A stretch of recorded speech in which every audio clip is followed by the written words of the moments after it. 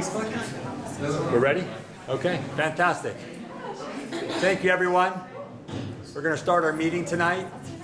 I'd like to introduce Caleb Racicot. Caleb's going to talk about our current progress, and I'll leave it to him. And Doug Young will join us shortly. Great. Thank you, Jerry. Good evening, everyone here and everyone at home. Thank you for braving COVID-19 to come out, and I say that in all seriousness, to come out and learn about the draft sort of historic district code that we put together. The purpose of tonight's meeting is really two things. We know that at the last meeting where Doug presented a lot of material, that there wasn't actually an opportunity to walk through key aspects of the code. And so this evening, I would like to do that. I would also like to focus on a lot of the things that have changed in the course of conversation, particularly since the last survey.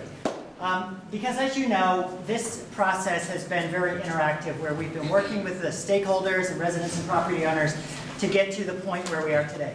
And as a reminder, the recommendations that have been put forth this evening are based on a couple of things. They're based on working group comments, meeting comments, all of the hundreds of comments that we've received, city policy and zoning and land use law. The ordinances have been reviewed by the city for sort of legality and form, professional best practices, and then, as I mentioned, a series of supplemental surveys. Now, as you know, probably the most seminal of those, or the most applicable right now, is the survey that closed, I believe, on Monday. That survey had a very good turnout. We had about 170 individuals respond to it. The breakdown is shown before you, but it was heavily resident owners, a couple resident renters, and then the remainder of non-resident owners and commercial property owners. Now, that survey and previous surveys, one that was done after the 129 meeting, and the other comments have shaped a lot of the changes that I wanted to focus on this evening. So as I go through the presentation, whenever you see that little ear, that little listening ear, that indicates a change that has been directly made directly based on the feedback that we received, or a recommendation that has been finalized based on that particular feedback. So the first thing that I wanted to talk about was actually to walk through the actual code. The code would be proposed to be Chapter 20V of the Atlanta Zoning Ordinance, which is in the Historic Preservation section, and effectively is divided into three main types of regulations. The first part, which is the first four sections, are the legal requirements. These are the things that are in all zoning districts, such as purpose of the ordinance, title, boundaries, sub-areas, and definitions. The second part of the code is what I'm loosely calling the preservation standards. This is the part of the code that regulates everything related to alteration to historic buildings, alterations to non-historic buildings, and the architectural design of new buildings. So really what they look like. Not how tall they are, not how they sit on their lot, but really the sort of dressing, the style, the architectural character. The rest of the code after that point is what I'm calling zoning informed standards. So this is where we put everything related to permitted uses, density, height, all the things that are already in the zoning ordinance across the city that we also have to have as part of this process. So this evening we're going to walk through each of those three areas, each of those three topics, and discuss the changes and discuss the key aspects. I may need to jump and skip the second section until Doug Young gets here, because I want him to present that particular piece, but I'm going to talk about the legal requirements and then the zoning and the form requirements. So the legal requirements, as we've mentioned, are pretty boilerplate. They are things that all zoning districts in the city have to have, like title, like purpose, and not a lot of regulations in there. However, there is something that I wanted to point out to you that I think is also really important as we think about this code. Upon talking to the city, they have informed us that the ordinance that will be used to actually adopt this district into the zoning ordinance will not only be an ordinance to adopt it, but very importantly, it will also carry over all existing zoning approval conditions. So what does that mean? Well, that means, if you've been in the neighborhood a long time, when the proactive rezonings on the Beltline came in, there were standards that were negotiated and applied to those properties, and they're shown as a sort of suffix of C on the zoning map. Or when Mo's came in, there were standards that were negotiated with that. Or when the property next door came in, they were negotiated. And so all of those conditions of rezoning, be it building height, be it architectural design, be it anything else, will continue to apply after this new district is adopted. So I think that's a very important consideration for everyone to be aware of. Yes, sir? Does that mean that they apply to the particular buildings that they were originally negotiated, or does that mean they apply to everything within the zone? They will continue to apply to the site they were negotiated with. Okay. Good question. And then because of that issue, we have also recommended one change to the sub-area boundaries. Article 1 really defines the sub-area boundaries, which is the first section. In the course of incorporating those provisions over, I realized that the initial map that the city had prepared of sub-area 3 boundaries actually had a commercial and mixed-use zoned property put in the residential sub-area. This happens to be 1095 and 1099 North Avenue, where several years ago there was a proposal for townhomes that was conditioned and that will continue to apply. And so in order to allow that to be built, it has to be in a zoning district that allows townhomes. So sub-area 1, which it was originally proposed in, does not. Sub-area 3 would. And so for that reason, that one little red area shown here, 1095 and 1099 North Avenue, have been moved from sub-area 1, pretty much single family, into sub-area 3, mixed use. So any questions about that, the sort of legalese? Okay, great. I'm going to now skip through to the zoning piece and hope that Doug gets here. So the second part that I wanted to talk to you about is the zoning and the form standards. These are the parts of the code, again, that really incorporate largely the existing requirements that apply in Ponce Highland. Now, these have been informed by a lot of different things. The first thing is, as I mentioned before, we conducted a thorough review of the base zoning to make sure that all of these sub-area boundaries, all of these permitted uses, all of these height and form districts conformed with that, unless through the course of our conversation you informed us that something should be changed. So virtually all of these requirements are identical to what is already in the zoning district for most of the properties in it. Not all of them, but most. There are a couple of properties that would be added that don't actually have these along Norland Avenue. So what are the kind of things in there? Well, you've got permitted uses and accessory structures and sort of design provisions. And so for the purpose of this part of the presentation, what I wanted to do was walk through what those requirements would be, but very importantly, show key changes from what is currently required by the zoning as it exists today. A lot of you have asked me over the course of these meetings, well, what do we have to do today versus what is proposed? And so what I've done here is I've called out things that are different. So unless indicated, everything that I'm about to tell you is a current requirement or will be indicated in the red. So the first thing I wanted to talk about is permitted principal uses and structure. This is the part of the code where it basically says what can happen in all of the 7 sub-areas. And the sub-areas are really analogous to zoning districts. As I've mentioned, we have carried forth the permitted uses from those. So if a property is zoned commercial today, it would be zoned commercial tomorrow. With a couple of, part of that also has a couple of key elements. You may know that the City of Atlanta zoning ordinance says that any multifamily building built before 1965, that is what we call the missing middle, like the building shown in the top right, can continue in perpetuity regardless of what it's zoned, so that reference would apply here.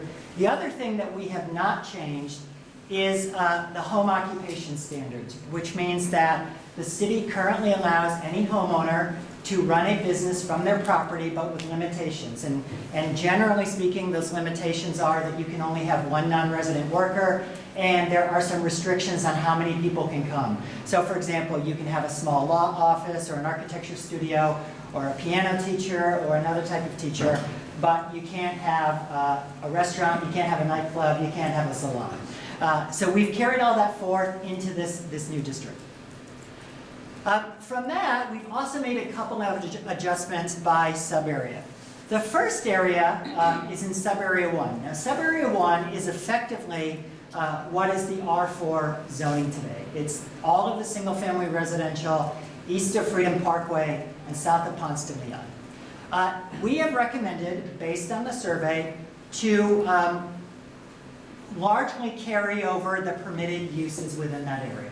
So what that means is lots would be able to be used for 2 dwelling units in the form of either a house and an accessory dwelling unit. However, based on the feedback in the survey, we've recommended a minor adjustment to the accessory dwelling unit. As you may know, the ordinance today says the accessory dwelling has to be in a separate building. So you can't have it connected by a breezeway or a hallway or anything like that. It physically has to be a separate building. Based on your feedbacks, we are recommending to allow that to be a separate building, or actually to allow it to be attached to the principal structure. So giving a little bit of flexibility, but no other change, no increase in the number of units. Yes, ma'am? So with an attached ADU, would a basement apartment be considered an attached Yes. ADU? Yep. Okay, so it doesn't have to be new construction literally at the back of the property? Yeah, typically these are basement apartments. Now I do want to point out, I'm talking about zoning. Right. All building code provisions would come into play.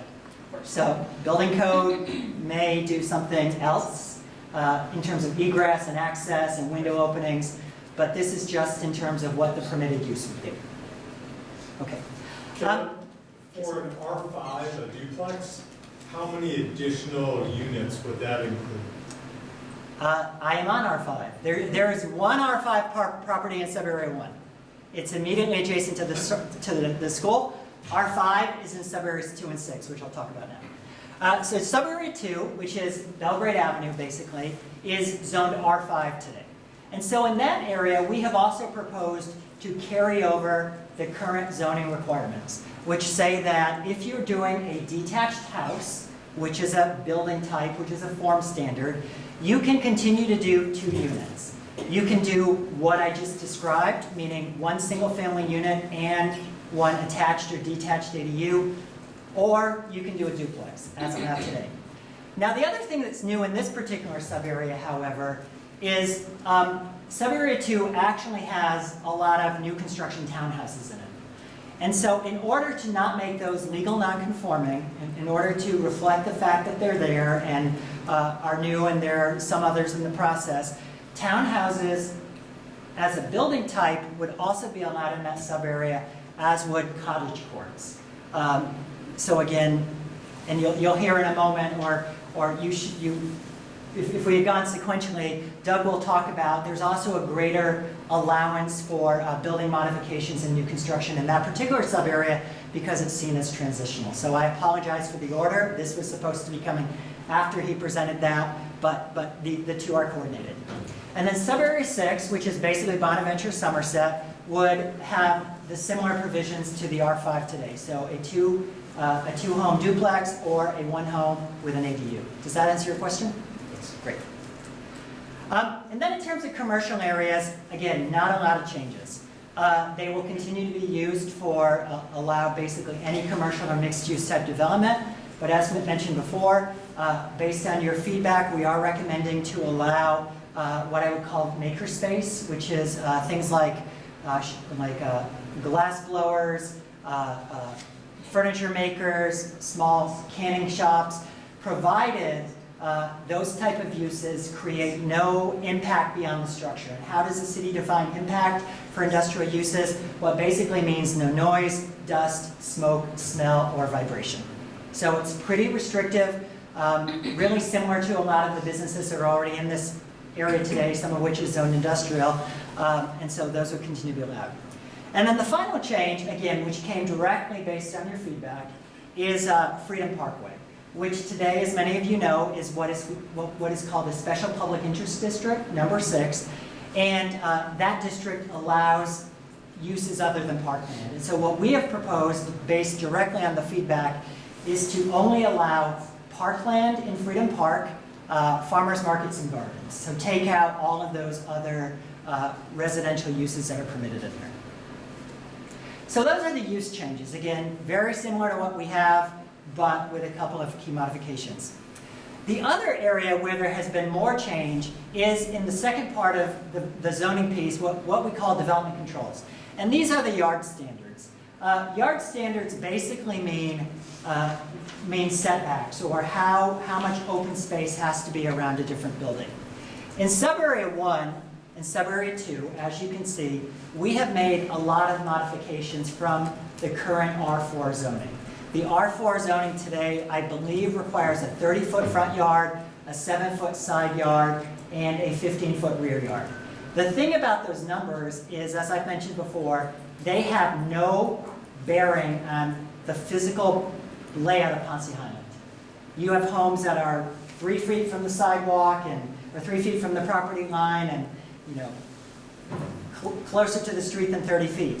And so based on the survey question, where we actually asked this in our last survey, we have recommended modifications that actually reflect the built physical patterns of the neighborhood. So what are those? Well, the front yard would basically be regulated by the compatibility rule, which is basically a rule that says the home has to have the same setback as the range of the adjacent houses. So if the closest house is 10 feet from the street, the furthest house on the block is 20, the new construction has to be between 10 and 20. So that's what the CR means. For the side, we are recommending 3 feet for houses and carriage houses, 7 feet for other buildings. And why, you may ask, why are other buildings in there? Well, under the law, we have to allow schools and such, and so this would address that if that ever came out. Then rears for single family would be 5, rears for carriage houses would be 3, and then all other buildings would be 7. Now again, these are only setbacks. They have no bearing on anything else in terms of bulk and height and floor area ratio. They're only the zone in which you're allowed to build a building. So those have been updated for sub-area 1, sub-area 2, which is Belgrade.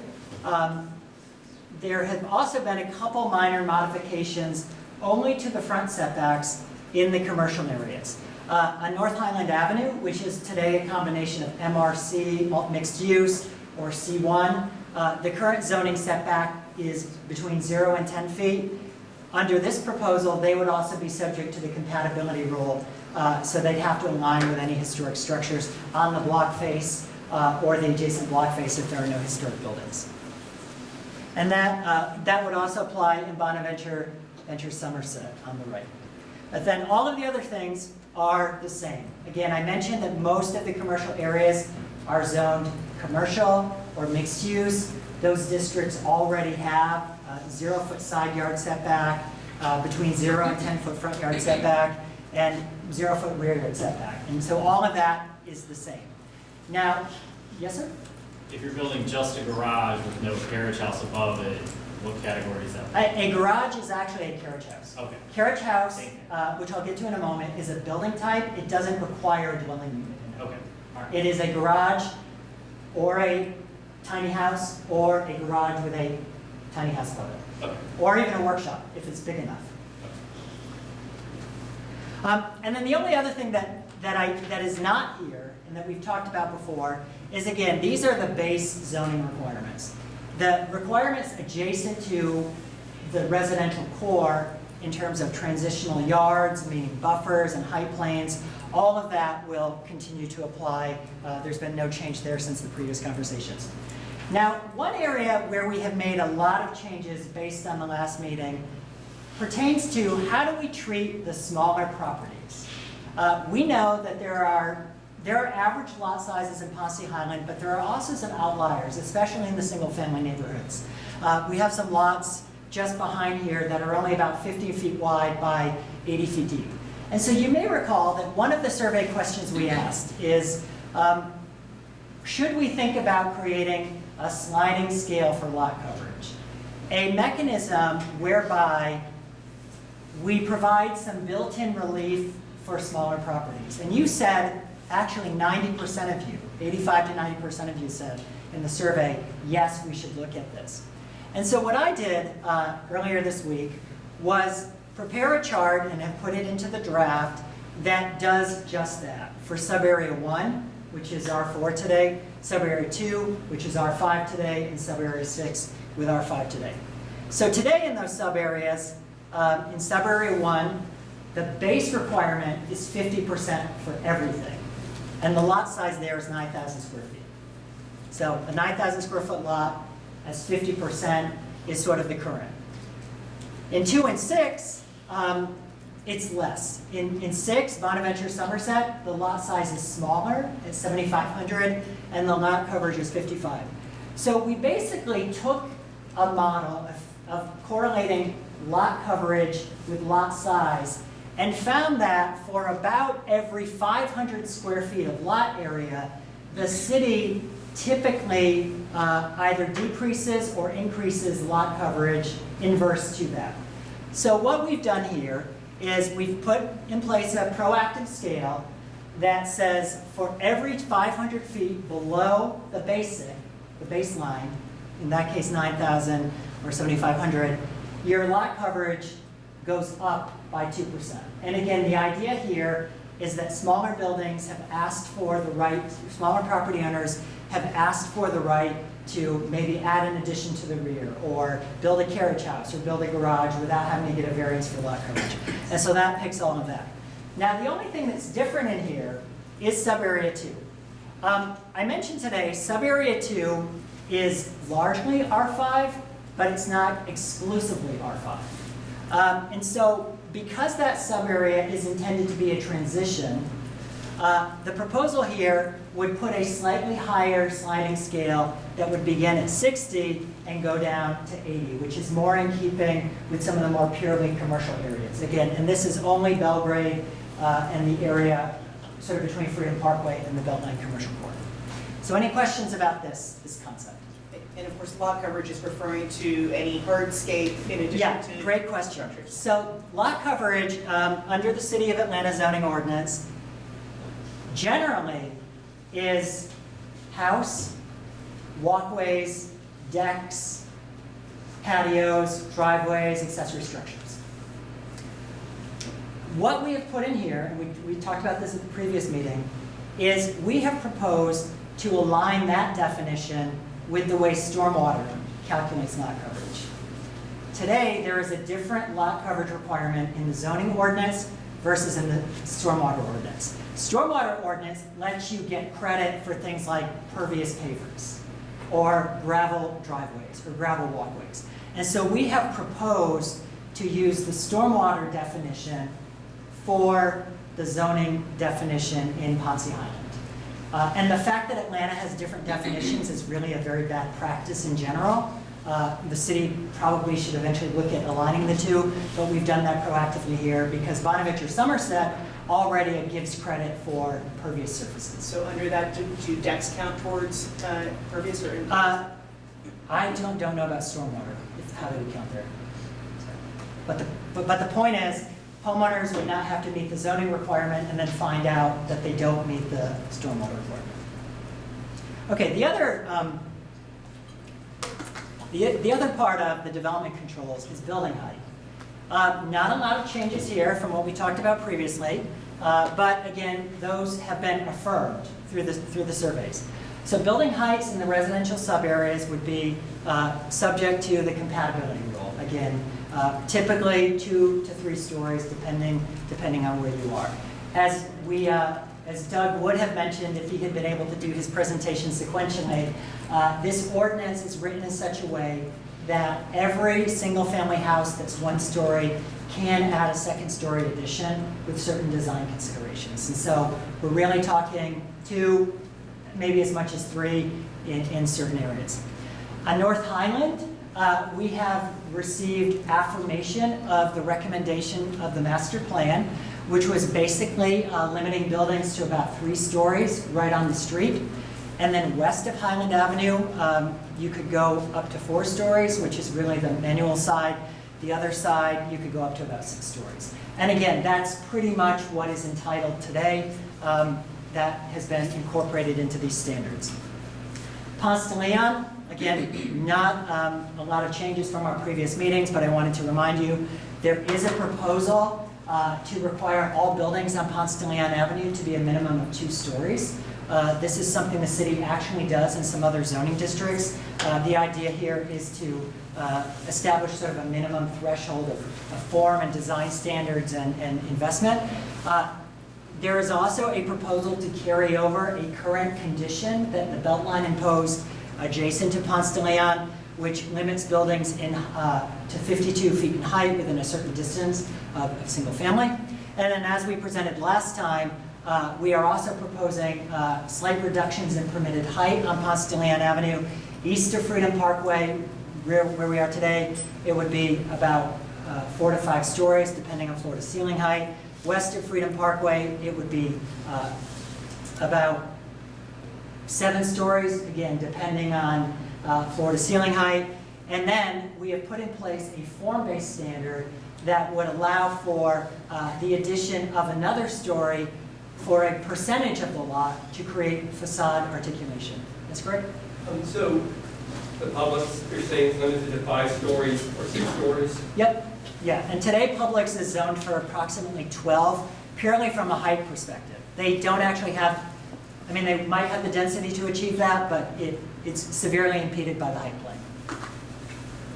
And then adjacent to the Beltline, sub-area 5, the proposal is to incorporate a Beltline condition that was included a couple years ago with the proactive rezoning of 185 feet in there, which is basically what the new building over Kroger is. And so that's already in place. That's a conditional rezoning that Beltline put in place, and so we've carried that over. So now we get into the really new stuff. The idea of regulating zoning, again, not style, but regulating the form of buildings through building type standards. These are intended to be the standards that say that there are a couple of different on-the-ground building types in the neighborhood, and we're going to use those to actually inform new development. And in many ways, the city of Atlanta already does this in the MRC districts and the Beltline overlay, but they don't actually call it this. They have ways of saying adjacent to residential or adjacent to mixed use or this and that. So what we've done is we've put together a series of building type standards that, generally speaking, address the number of units in the building as applicable, the massing, which is completely new, and I think very important based on the feedback we've received, pedestrian access, which is already in the code, building elements, which is already in the code today, and fenestration, which is also already in the code today. It does not regulate other things. For example, it does not regulate lot size, style, specific use, material, or any of those other things unless regulated by sub-area. All those things are included in the development controls that I talked about, or the standards for new construction that Doug will talk about momentarily. So again, we've defined, I think, 9, maybe 10 styles. Detached house, which is really a maximum 2-unit dwelling, so it could be a duplex. Carriage house, which is, as Jim mentioned, which is an accessory building behind a house. It could be a garage. It could have a unit in it. It could have a garage and a unit in it. Cottage court, which is completely new, which is the idea of a series of small houses around a common open space. Townhomes, which we know, stacked flat, which are the older sort of pure apartment buildings. Shopfront, which is really the 1-story commercial buildings like we have on Highland Avenue. And then we get into the newer stuff, the commercial block, which is a larger mixed-use structure, the tower, which is really the building where Kroger is, and then the civic-type buildings. So all of those are defined in the code. And they include standards as, I want to make sure I have it in here. I'll go back to this. Standards related to, again, all of those things. So number of units, requirements for pedestrian access, requirements for windows, fenestration, etc. So one of the other things that these have, though, that is really, really important for new construction is this idea of requiring the larger building types to be broken up into smaller modules. Atlanta is actually one of the few cities in the entire region that does not have this kind of requirement. And so it would actually be incorporated into Ponce Highland, and basically what it would say is that if you have large buildings, say for example, say someone bought up all of the vacant lots on Ponce and wanted to build a 400 or 500 foot long building.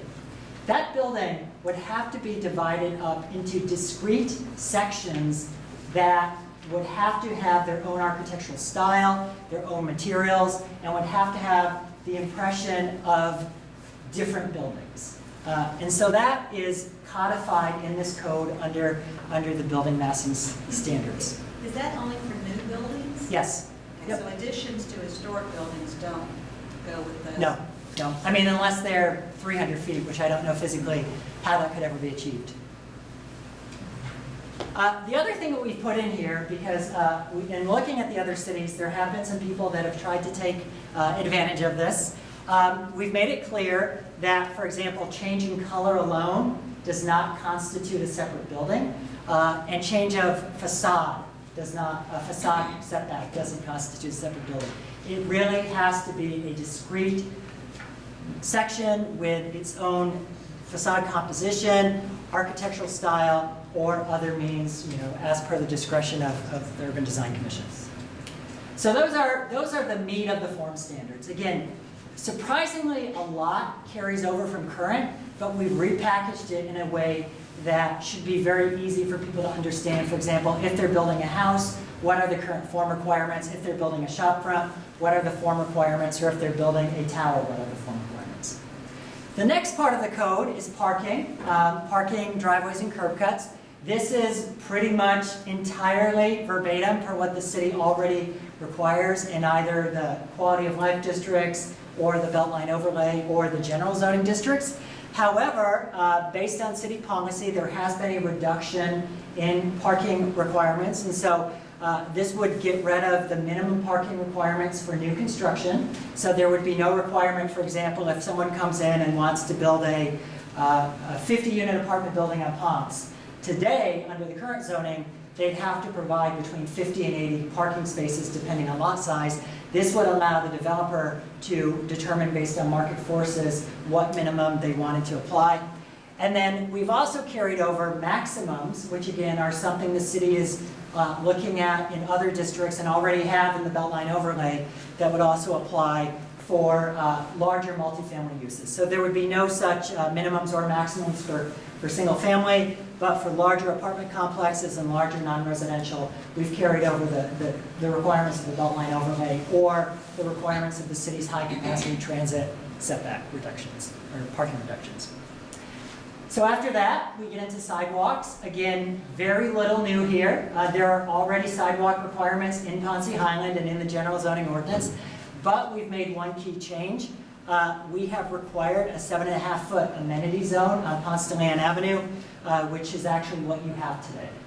And as you may know, when development comes in, they often completely redo the sidewalk, and so this would ensure that when they redo the sidewalk, they keep that amenity zone, which is really a feature of that corridor. And then the next part of site design is, again, nothing new.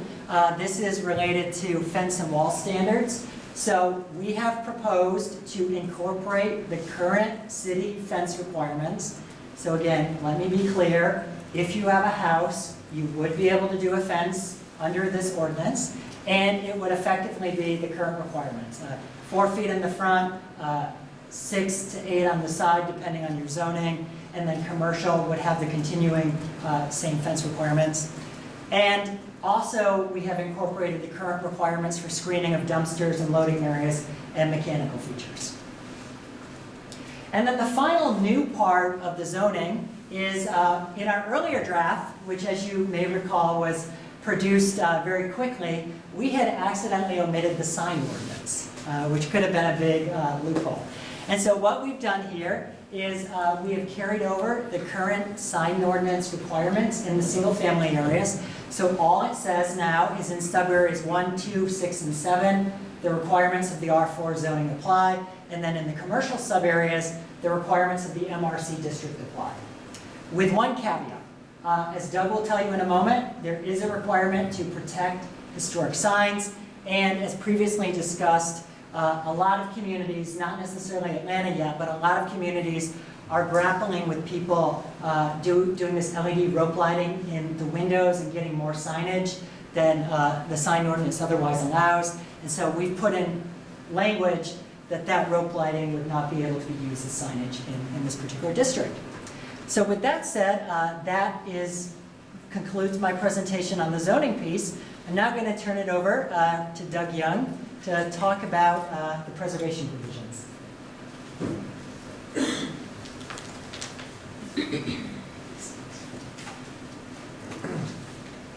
Excellent. Good evening, everybody. As Caleb said, my name is Doug Young. I work with the City of Atlanta's Planning Department in the Office of Design. I manage the city's historic preservation programs, including the historic district designation and then subsequent review process if it's been declared as such. I apologize for being late. I was coming from another meeting actually tonight about historic preservation in Southeast Atlanta, so I appreciate your flexibility there. I wanted to cover, as the outline says here, sort of the ideas and concepts and details that deal with what to do about existing buildings, particularly the historic buildings in the city of Atlanta, and the neighborhood as well as in the city of Atlanta, and how we've incorporated input from the survey and other aspects to the draft that we have now. Let's go ahead and get into that. So one of the things that's come up on more than one occasion is the idea of how are demolitions classified in the proposed historic district. And so what I'll say is that in all the districts we have now in the city of Atlanta, we do have this demolition, full demolition, if you will, and partial demolition distinction. And what we tried to do with this proposal is actually describe it in much more specific terms about what qualifies as a full demolition versus a partial demolition. And we did it really sort of the one way is dealing with the 50% rule. So if you're going to demolish this, by the way, this only deals with the historic buildings in the proposed historic district. If you're going to remove or demolish or destroy more than 50% of the structure or any part of that structure inside the lot compatibility zone, which I don't know if you, okay. So that's one of the things we're still trying to find the sweet spot on that. But if you're 50% or in the lot compatibility zone, that'd be considered, if you will, a regular or full demolition. If you're not removing more than 50% of the building, or if it's outside the lot compatibility zone, then you would be considered a partial demolition. That is to emphasize keeping that front part of the building, in this case, the houses. And that, in the current draft, we've tried to reconcile that combination by clarifying that language. So you'll see that as well in the update. The other thing we've done, which is because this is a newer term for us to define, although we used it before, is the idea of internally consistent. And I think one of the points of potential confusion was that meant within the building itself, as in you're sort of self-referencing, or are you looking at sort of consistent with some other part of the neighborhood or some sort of pattern in the neighborhood, what have you. In the terms of this proposed code write-up, is it's really referring to the building itself. So you'll notice in the regulations as we go through them, or you might have already read in even the earlier drafts have this term, is the idea of how do additions relate to buildings, how do alterations relate to those buildings. And we want to make sure people understood what that internally consistent terminology meant. And the idea essentially is that you have a cohesive package of design stuff that either goes with the addition or the house, depending on what sort of topic you're on here. And this is to avoid a little bit of the mix and match kind of potential that could come up with people doing additions, particularly additions more than anything. So that's also an updated component of the code, the proposed code. So this is, we're going back to lot compatibility zone. What we've tried to do here is, we know there's sort of a relatively standard size lot in the neighborhood, but there's also some lots that are a lot smaller. And we didn't want to have folks be unnecessarily penalized by having a fixed distance, which we'd come up with the idea of the 60 horizontal feet from the front of the property, because that seemed to make sense of where the houses generally were, in particular on these sort of regular sized lots. Then we also didn't want to have folks who had a 70-foot lot have sort of a bigger burden than that. So we said it's 60% or 50% depth, whichever is, but not more than 50%, so really whichever is less in that regard. And the other question that was brought up in the survey as well as in conversations, what do we do about corner lots? Because they have two parts of their building faces the street and engages that sort of neighborhood context, that potential historic character.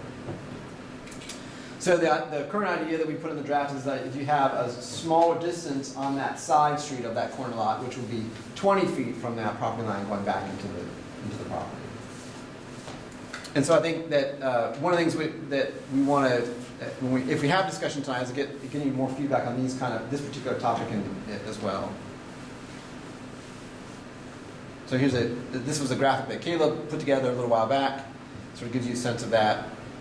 This is on Seminole Avenue. The yellow would be outside of that zone. So in this case, it's for the house in the middle, for example, it's generally where that peak of that roof is going back. So also the case on the house on the left.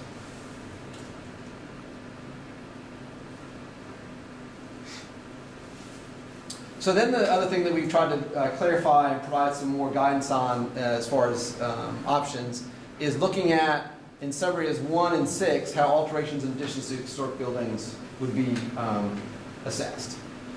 And so what this is, really the breaking point, if you will, the dividing line, if you will, is this lot compatibility zone, which makes it really important that we make sure we get that right and be as equitable and consistent as we can. So if you're inside that zone, right now it's supposed to be 60 feet or no more than 50% depth of the lot, then generally speaking, your alterations and additions have to fit in with the current style of the house. So we're talking about more of a global sense here. And then the other thing is that we still have the lot compatibility zone. We still have proposed that there be a setback for second-story additions on historic properties, so you get a little differentiation from what's there now to what would be added to it. And then we're still retaining the idea of window replacement, allowing masonry to be painted with masonry paint, siding replacement, and then we also have provided allowance that says prohibits chimney removal, but in that zone. But there's also an allowance for removing structurally unstable chimneys. That was added as well to the code section. So there's that opportunity to remove them if they're really a hazard.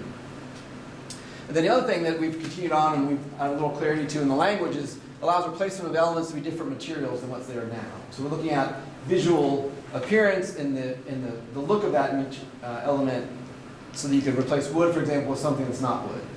Particularly related to windows, for example, doors, what have you.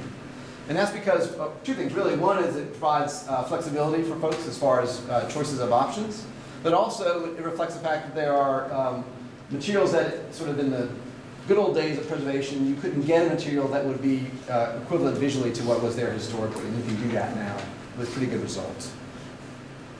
And keep in mind, one of the overall concepts of this district is really focus on the overall whole look of a property or of a corridor, not so much the architectural details. So that's why we built in some of these allowances, really mostly based on the feedback we got through the survey and the conversations at these meetings.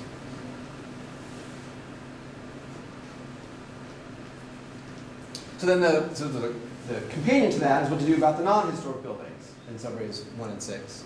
And then also all alterations in subarea 2.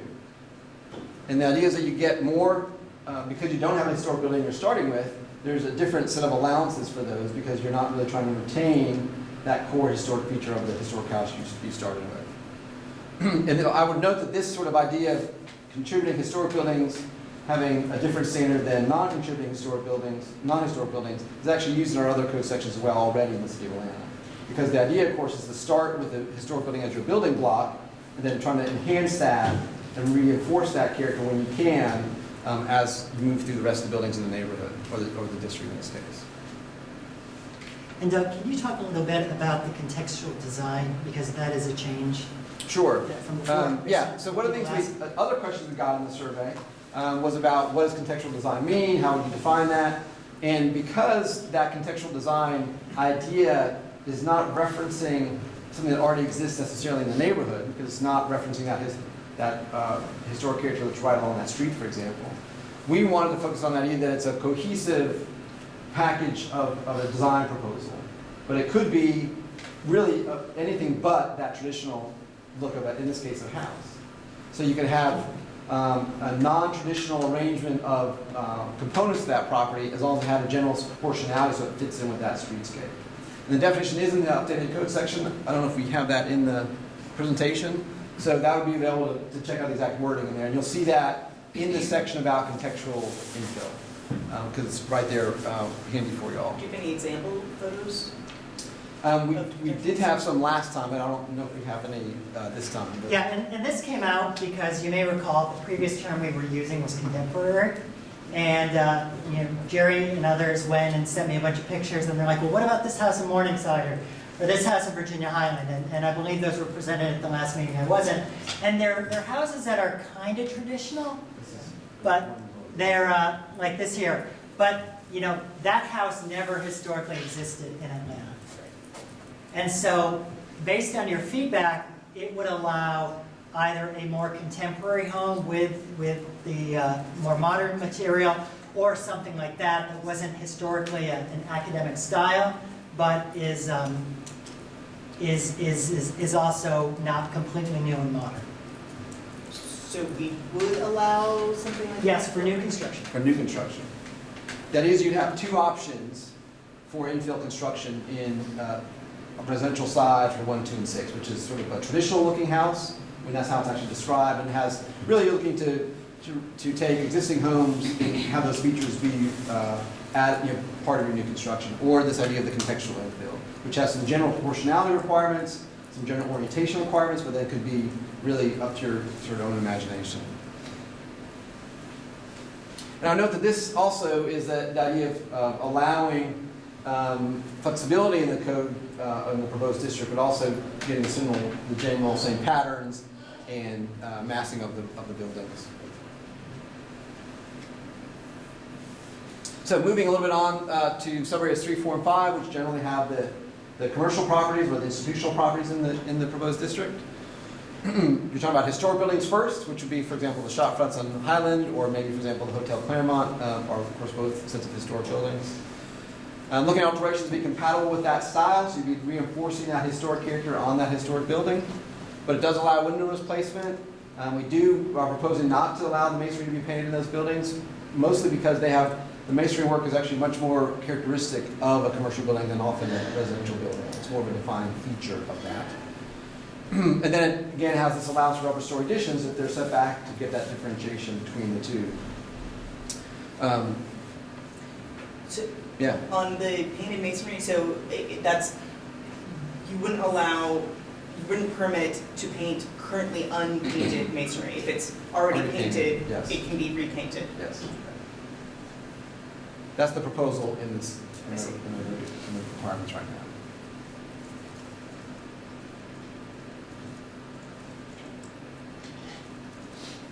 Is there a lot compatibility zone for 3, 4, and 5? There isn't one proposed yet, but it's one of the things that we should talk about, I think, at some point, because that's, you have some of the same circumstances. It's a little bit different only because of the types of buildings that are there, their shape and size. But there also, we do know there's some buildings in those areas that have a residential form that are maybe even still used for residential, for that matter. So we want to make sure we fine-tune that to make it be as best as we can. So it's a good point. Yeah. Does the no allowing to paint, is that for houses as well as buildings?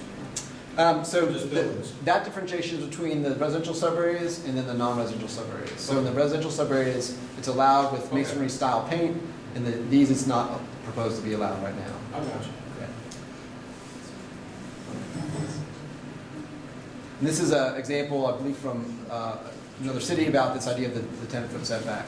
Now we also proposed in the draft, and I don't think this got into our slideshow tonight, was the idea of an option about how to differentiate your new addition from your historic addition. And I believe that's in the draft now, which is you can also use an architectural statement, that you have having enough difference between the old and the new to get that differentiation without having to be set back. So there might be some options there for folks to consider. And that was based on the fact we didn't want to necessarily have, if depending on the circumstance, if you had sort of an odd, you don't want to create an unusually odd or necessarily odd relationship between what's there now and what you're putting on top of that. And that also is a relatively common approach to the situation, apart from the setback question. So then we're looking, again, the flip side is what you do about non-historic, non-contributing buildings in 3, 4, and 5. And as was the case in the other subareas, you are getting more flexibility because you're not starting with a historic building from the bat.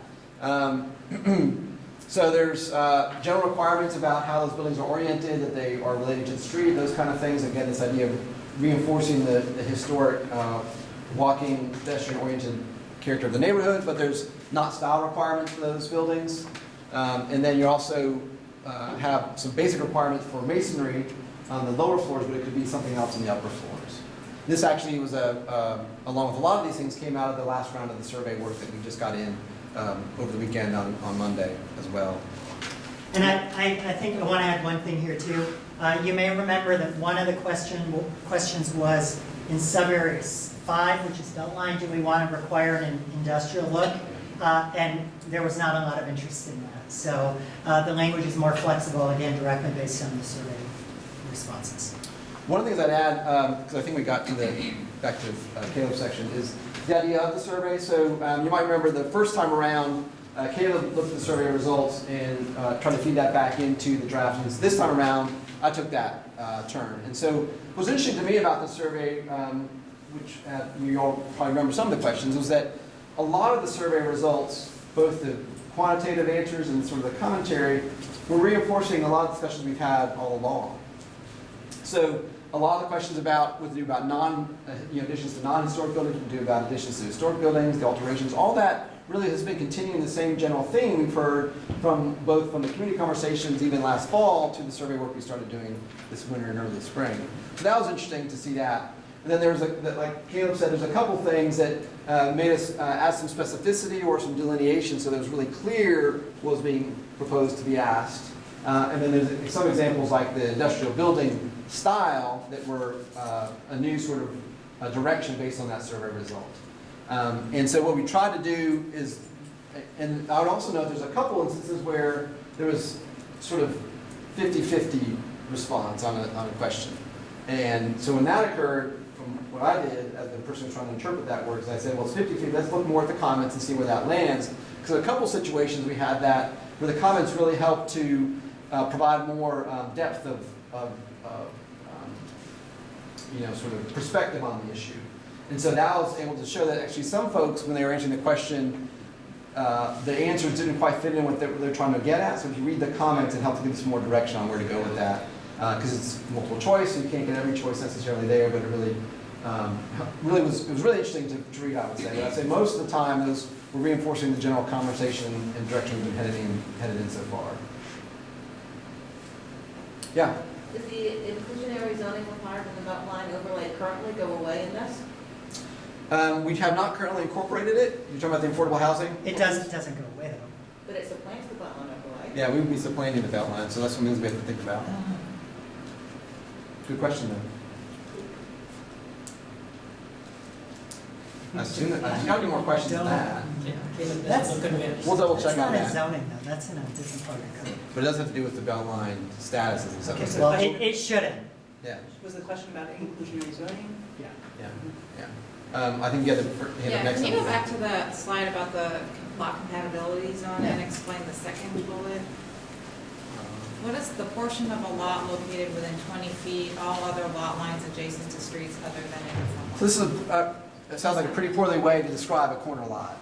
That's the corner lot. Yes. So we'll have to work on that. I tried to do a graphic, but we had so little time to pull the Okay, slides that's fine. together. Okay, so- that's what you mean, that, okay. Yeah. So in the first bullet, that is meant, I think in good faith, to like address the issue that some people have smaller lots. Yep. So I went home and I measured the difference, there's like no difference between 60 feet. Okay. That's And because the on these 50%? small plots, we're just right in the middle. Yeah.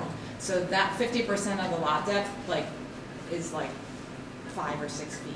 Okay, that's good to know. And so it doesn't, it's a lot. It's like our living room Yeah, I and our understand.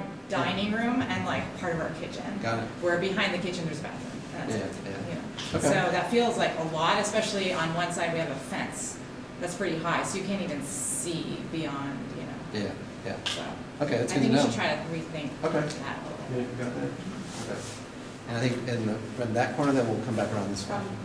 In the sub-area 3, 4, and 5, if there's no lot compatibility zone, can you do additions and alterations to historic buildings in 3, 4, and 5, like you can in 1? Yes.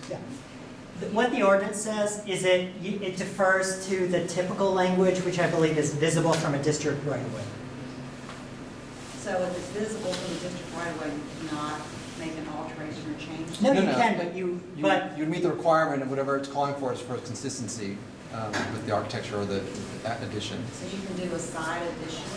Yes, in fact, one of the things that we didn't talk about here is because we know, particularly in the commercial properties, you have commercial buildings that sit on bigger lots. They're not really as regular as the house lots. So you might have a building that's on sort of the side of one of the bigger lot. And so you're not really doing a back addition, but it might be a very good option to have a building to the side that might even go over the current building.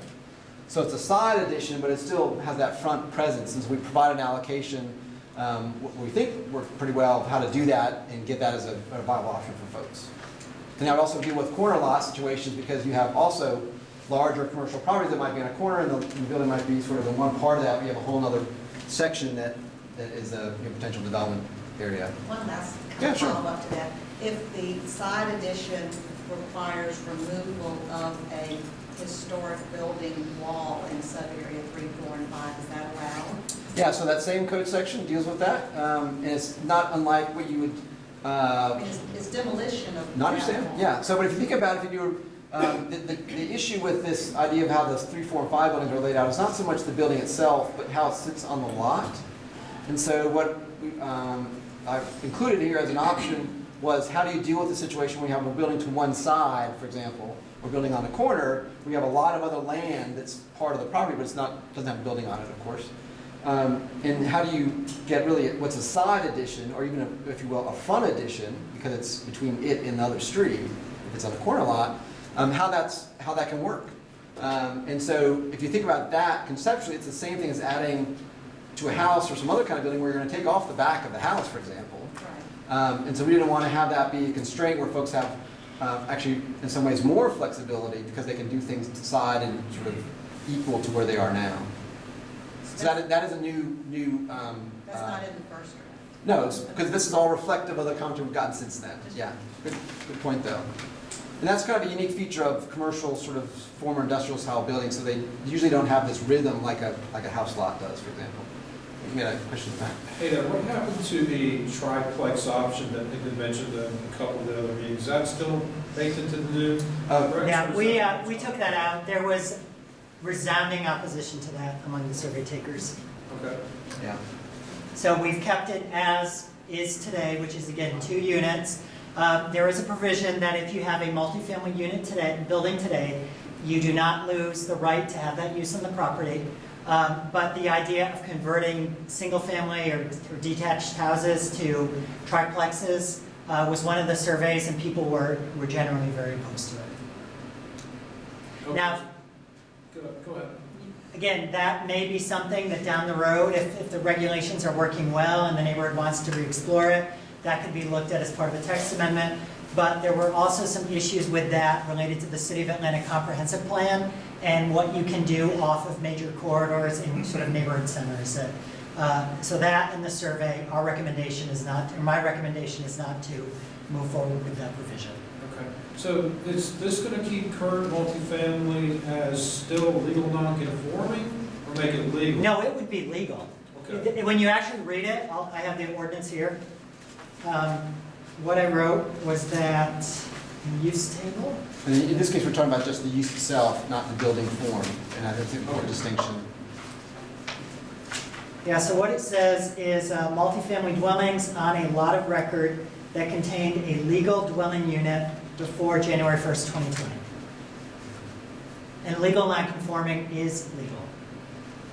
So I put that in there in case the structure burns down and it's 20 units, you can rebuild this 20. All right. So would you have the ability to put an addition into an existing multifamily? Potentially, if there was sufficient, all these other metrics, so the FAR, the lot coverage.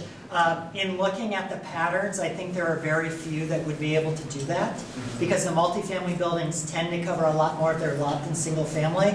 But, never say never.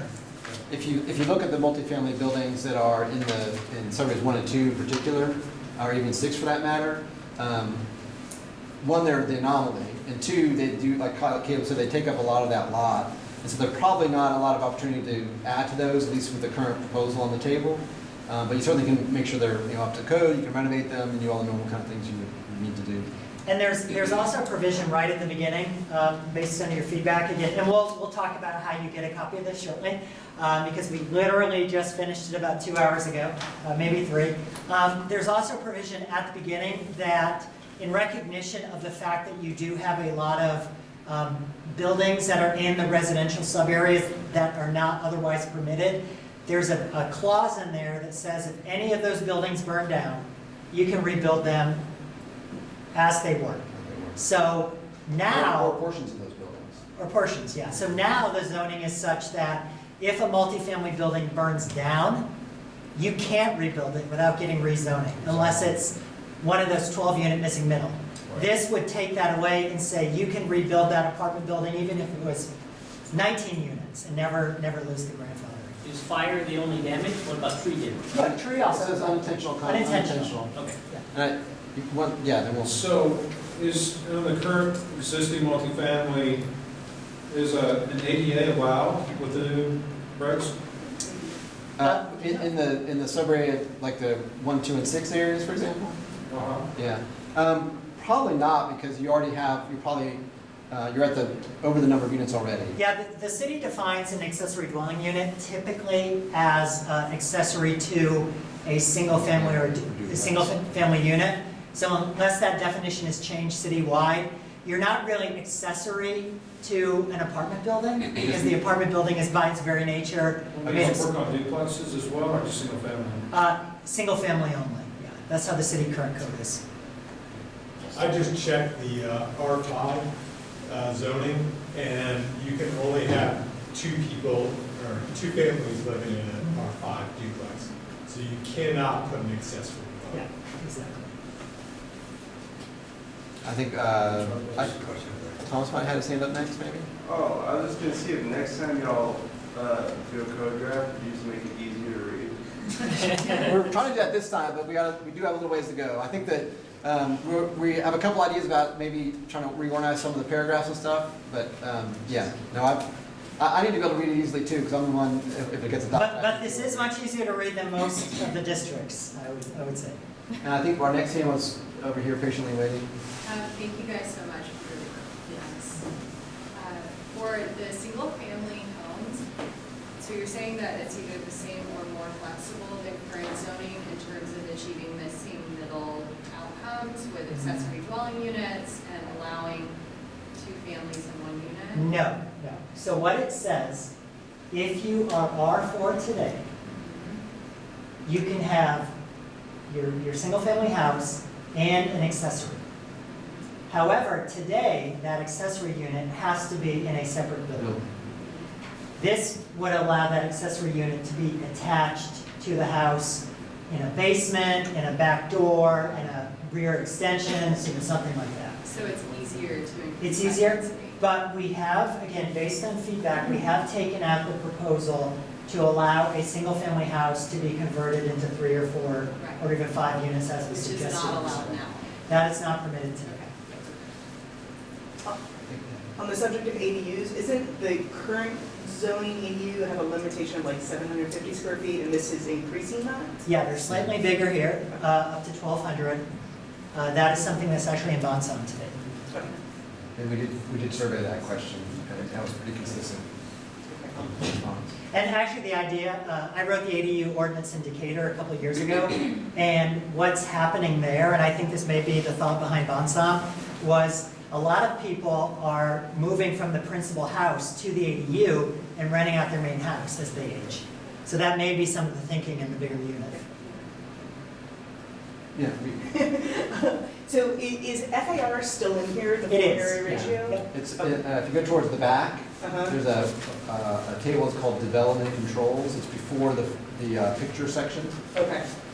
And we've carried over the current FAR. Yeah. So the things, some of the concerns are always about building McMansions. So can you speak to some of the things that are in here that help protect the neighborhood from McMansions, whether that's new construction or second story additions? That's a great point, because this is really what brought a lot of folks to the table a little while back about this whole conversation. So while we still have the idea of the amount of density you can have, which is the floor area ratio or the FAR, What really sets apart the idea of a historic district is that you're looking to respond to an existing character of some form or fashion.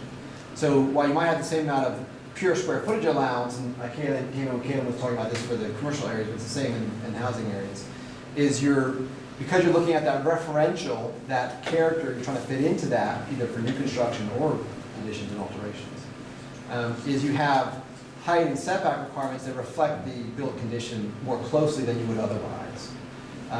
And so the real key consideration most of the time is the height of a new something, or height of an addition on an existing something. And so the idea is to make sure that that height consideration is reinforcing that historic pattern, that historic character, or adding to it through new construction, filling in those gaps, if you will. The other thing I'd say about the height, which is a little bit in the weeds, but it's important for folks to understand, is the way the city measures height in most zoning categories that aren't related to the physicality of the neighborhood, which is what a historic district is about, is that physicality of it, is it measured in a statistical way, where it talks about the median point of the roof between the eave and the pitch, or the peak, and what that does allows houses, or any building for that matter, that has a sloped roof, to actually be visually taller than you actually measure it to be tall. And what we do in areas in the city of Atlanta, like historic districts, that are dealing with the physicality of the neighborhood, is say, let's actually measure the actual height of the building, like what you would actually see in the field. So you're measuring from the ground, essentially, to the top of the building, where the toppest part, the highest part is. So that in itself will get you sort of real-world translation of what you might see on a set of plans, for example, at least as far as the height goes. Yeah. So I had a question about like the spirit of the compatibility zone. My house is the one underneath the tree on the right. Excellent. Thank you for volunteering to be an example. Yeah, happy to do it. Can you just talk about like what the intention of having that designated zone is? 'Cause Yeah. in our case, that's actually a pretty significant portion of the house. So is the goal just to preserve that portion of the house more so than the stuff beyond it, or what's? In short, yes. And what I'll tell you where the sort of the idea came from, and we sort of evolved over a couple of conversations here about the idea of trying to provide some more concrete parameters for folks to understand what's going on. And that goes back to how we've done in the past the question of visibility in other districts. So as you might imagine, as we move along, we try to get better tools as we learn what's occurred before. So a standard we've used often in the past has been what's visible from the street, as a sort of what is in the purview, if you will, of the historic district. So, and it is relatively, you say, oh yeah, sure, I can tell what's visible from the street. You're like, yeah, I do that all the time. But it actually ends up being sometimes relatively complicated, not because folks are trying to make it that way, but because just there's so many circumstances of how houses and buildings are arranged. They have fences, they have evergreen, bushes, they have a slope, they have a, whatever the situation is. They're close together, they're far apart, all those kind of things. So really this is a way of trying to figure out, is there a way to quantify what would be the most important parts of the building to be concerned about? And that's why getting this right, either both the quantitative or some sort of percentage, or the option, if you will, is important, because if you think about what really defines that historic character from the public's perspective, of people not getting in your backyard, is what is closest to the street. And this is an interesting way the survey sort of played out in this a little bit. I was mentioning earlier about how there is, of course, multiple choice in most cases. And that survey question, which we asked, I think this is the second time it might have been asked, if I'm not mistaken, maybe not, was, what do you think of this idea, essentially, what did it ask? And how would you define it, if you will? And so what was interesting is that the idea of having some sort of a zone that was a distance or a percentage, either way, was actually not one of the choices. And I think that may have been an oversight on our part. But if you go to the comments, a lot of people spoke the idea of having some, not necessarily this intended number, but some idea where it's very clear what's involved and what's not involved. And the question is, how do we get that zone right? Because they liked the idea, I think, of having it be defined, so it wasn't sort of like, well, you're sort of like, you're visible, you're sort of doing that kind of thing. And frankly, from the prospect of administering a proposed district, it makes it easier for us to quickly respond to folks with what are their options, what are their parameters, that kind of thing. So we say, oh, here it is, versus send us some photographs of your house, and you can tell, looking down the side, that kind of thing. And from a value-added perspective, that other way, the visible from the street, wasn't getting a lot of value added, frankly.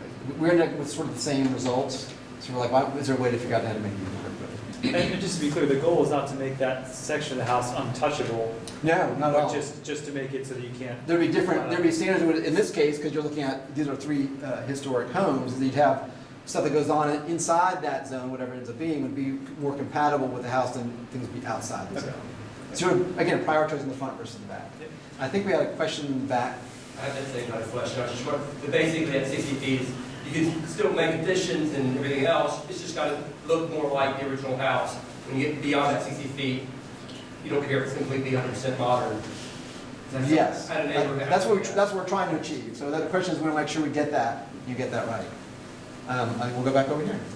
On the single-family homes, I thought I heard Caleb say there was a 10-foot step back. Second-story additions, yep. Second story additions, yeah, let's see. On second-story addition on a single-family Here we go. home. Yep. So you could do a second story in that compatibility zone, but it has to be compatible with the architecture of the house.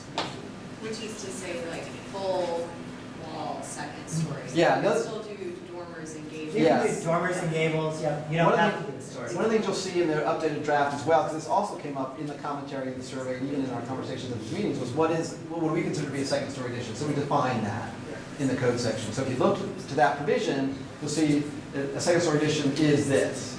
What we essentially said is you have to have vertical walls that are on the perimeter of the existing building, which would mean you essentially be going up from where you started from. So a gable can be within the 10 feet. Yeah, or dormer, for example. Or gable. The other, we sort of divided additions into rear additions, dormer and gable additions, which are things that don't have vertical walls that are on the perimeter, if you will. And then the roof plane extensions, which is, that's when, you can go about that. Well, this sort of actually comes up as kind of a good way to have one with the yellow. There you go. So on the house in the middle to the left, these are well suited for a roof plane extension because you would take that front roof plane and go back in that same slope.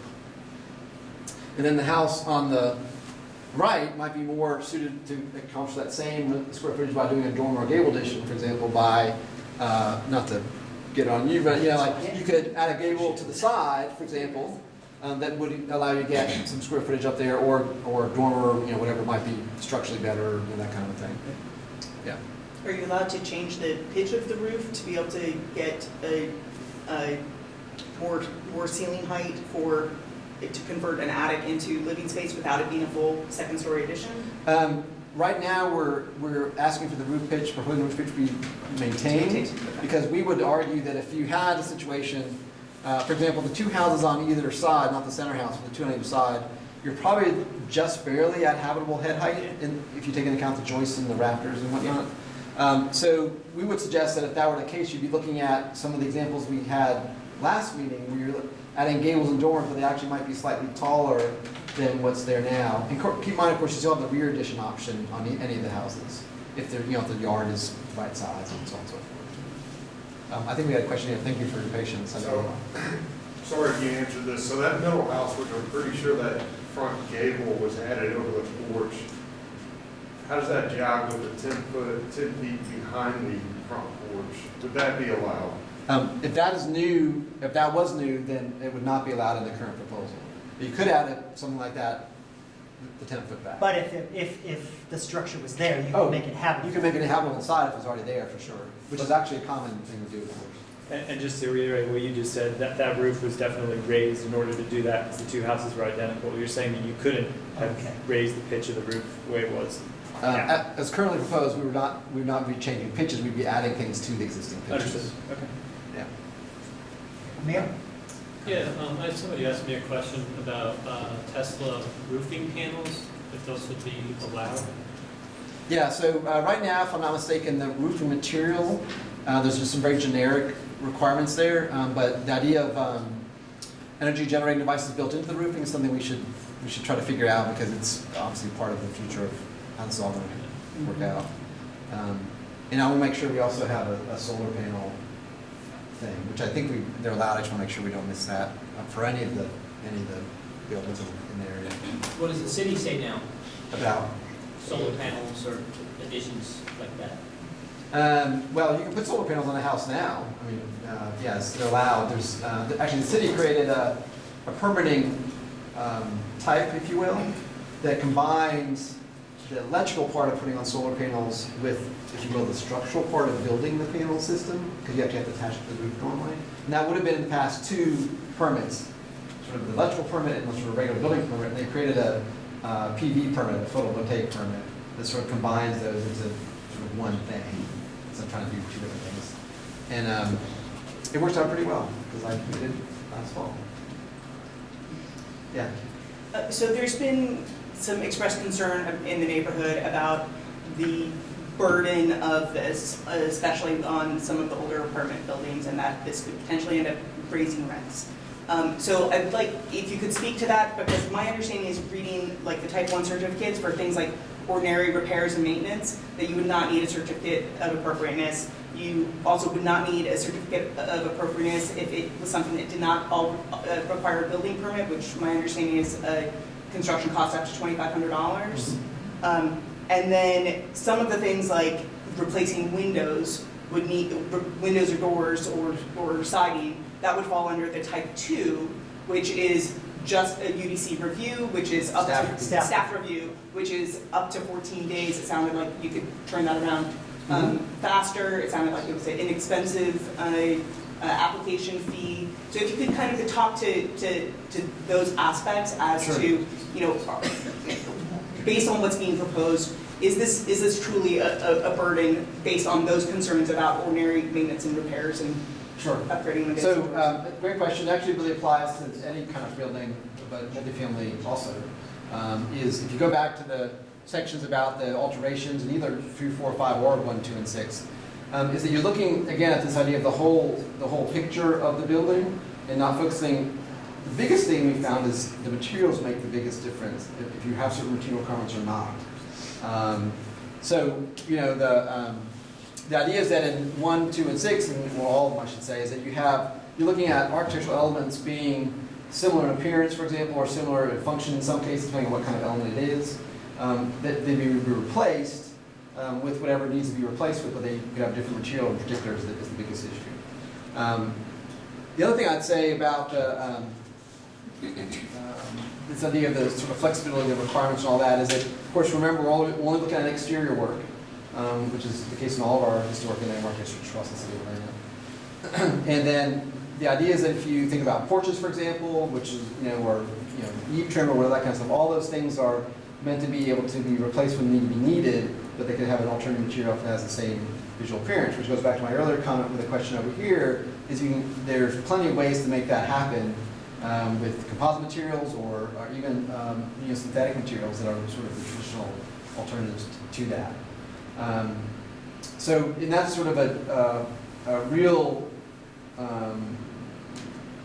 base concept of what's been on the table since the beginning, as far as I'm concerned. And that's very different from some districts. I mean, I live in the West End, and every day someone takes out a piece of cedar siding and puts in hardy, and all hell breaks loose. But this ordinance is much more flexible. So, because I think the way it was described was like you're not going to be able to just go to Home Depot and get replacement pieces to fix this. And so the implication was that this was a big burden. I know that there was a comment on Facebook done earlier today specifically about windows and concern about that it had to be. It sounded like her comment was something to the quarter inch or half inch of. And I assume she's meaning about the muttons, the divisions in the windows, of it being divided light. That wasn't my impression as to that you all were trying to achieve that level. My understanding was if someone had existing wood windows, if they wanted to replace them with clad windows, they could be simulated divided light. It just have to be where the divided light's on the outside. It doesn't have to match the exact width or thickness. But that reference is probably to one of our other districts that I don't think we're going to have that anymore. We did have that in the past with some of our districts, but not even all of them. There was like the amount of light or the amount of glass and whatnot. So I wanted to make sure that we're clear that people are able to do that. I mean, inherently, when you're replacing a window in an existing structure, especially if it's like a brick house, you're dealing with an existing opening, and so they've got to match those existing openings. And my understanding, like, they're gonna have to come out and they're gonna have to measure so that it fits that. It may not be something that's just a standard off the shelf, but my understanding with replacement windows, that's fairly common, that they come out and they measure to match that. The other thing I'd say about that, where there is a differentiation between single-family houses and non-single-family houses, I guess, which is a lot of other stuff. But when you're dealing with a commercial property and a property that has assembly space in it, i.e. a restaurant, a ballroom, whatever, or buildings that have multiple units in them, the building code, both the city and a lot of other places, has requirements. One, you have to get a building permit for almost all that work. Oftentimes that work has to be done by an architect or a registered professional, whether you're in a historic district or not, to solve that combination. And then in all window projects in the city of Atlanta, whether you're historic district or not, you have to have meet safety egress requirements if you're in a sleeping quarter, i.e. a bedroom. And those would still apply, and they would be whether you're in a historic district or not. If you have a dumpster, One more time? if you have a dumpster, Yep. you said you just need a building permit for windows. So yeah, on commercial He's just talking properties. about windows. Oh, okay. Yeah, just for windows, but you do need a permit for a dumpster even now, and you will in the future. Right, right. And you know, having it properly drained and all those kind of things. If it accepts food waste, is usually the standard for the drain. Yeah. Just a little bit here. Is there any control or requirement on type of materials that have to be used for doors or materials for windows? So you could put in a metal window as a replacement window on any kind of buildings? Yeah. And a metal glass door on a residential? The short answer is yes. When you have a chance to look at the current proposal, both doors and windows, we've tried to make it more clear about the issue of materials not being reviewed, but it was the case before. Just made it clear, I think, is what might be helpful. And that was a question that we asked. Yeah. You can't change the shape of the opening, but you can put whatever you want in the Correct. opening? Particularly about related to materials of what it is, whatever it is you're talking about. But if it's in the lot compatibility zone, it's supposed to be compatible with the existing architectural style. Yes, and that was actually also surveyed, and that was a pretty clear response to that as well. So that's to say, if you had this on the front of your house, what you're replacing it with has similar looks. Would have the same appearance as what you started with. And we even provided it, which is not new, this has been the first draft, is the idea that you could, if they all were already replaced already, you know, for some reason back in the day, then you have a couple of choices about what to do with that situation, because we don't necessarily know for sure what would have been there in the past. We could probably get a pretty good educated assessment of that, but there's a provision for that circumstance too, which is that it's all been replaced already. Usually here are your options. So if you had a wooden front door, Mhm. you couldn't replace it with the new cool glass divided doors? Well, it depends on the kind of building, because there are, on the 1, 2, and 6 subareas particularly, you're still looking at doors that would fit in with the architectural style in the compatibility zone. But on commercial buildings, it's a little bit different because, or really non-residential buildings in general, is because those buildings, one, their doors are often replaced more often because of the way just those buildings are used. And two, they have very specific egress requirements that are not present in a private dwelling. And three, those types of buildings have doors, often like their windows, that are meant to have been changed over time. Like that wasn't part of the sort of the original, defining characteristic of the building. Yes. I wanted to ask Leanne, is it clear, because I know this is all complicated, for the comments that you were talking about and for the concern that anything we're proposing would potentially raise rents? I mean, at least what I'm hearing from you all is that the intent behind this was not to create some sort of excessive burden where they're having to go have some custom-made trim piece milled. That there is flexibility so that it is compatible to building. It can be new materials, but it's not intended to be excessively burdensome. And so some of those concerns, especially around regular maintenance, are perhaps unfounded. I think that a patient hand in the back there. Well, mine is also about windows, so just to Okay. be clear, it would also not be burdensome to homeowners to replace their windows if they want to go to Home Depot for their materials. This is not going to prevent that as long as they're following the guideline of window pattern. Yeah, so if, we were talking about the commercial and multifamily, but if you look at the 1, 2, and 6 sections in particular, you see that it's really was the same language actually. One of the questions we actually got was, well, how do you have the same language if you're looking at a storefront in a house? Because the language isn't specific to the type of window, it's the fact that it is a window. So you, on a house, there's the same allowance about fitting within the opening, but you have different materials. And then if you take that same concept to a storefront, you're still talking about glass and being in some sort of a frame of some form of fashion. So, you know, it's the same provision, I guess. So it's important, you know, when folks are able to check out that draft, to make sure that we really hit that mark, because it's really been our interest to not have those architectural level details be an encumbrance to a potential overall good, you know, package. Thank you. I think affordability is a concern, so Yep. it's good to hear that. Yeah. Yeah. So Bonaventure Somerset has been around for about a year, and I remember seeing a gentleman who lives in that district say, I just got my roofing replaced. It was so easy to work with UBC on that, and he got to use Home Depot materials. Do you have any other cases from Bonaventure Somerset of people who have done repairs? Yeah, great question. So a little while back, we actually did we pulled a quick set of permit data from our system.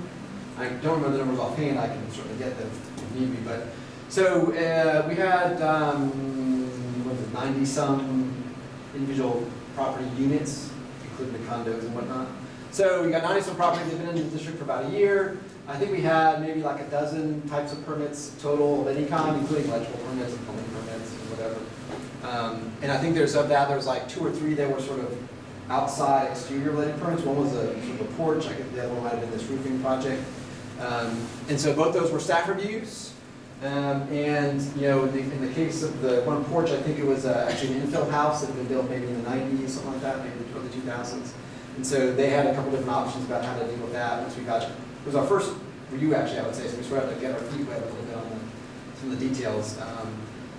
So it's not a lot of permits that have been generated, you know, necessarily over that time period. I'd say that sort of compare that, just in the sense of the scale, because we also pulled these numbers for, this would have been last year, either calendar or fiscal year, I can't remember which we did it for, but we did about 600 official reviews across the whole City of Atlanta's historic district system, if you will.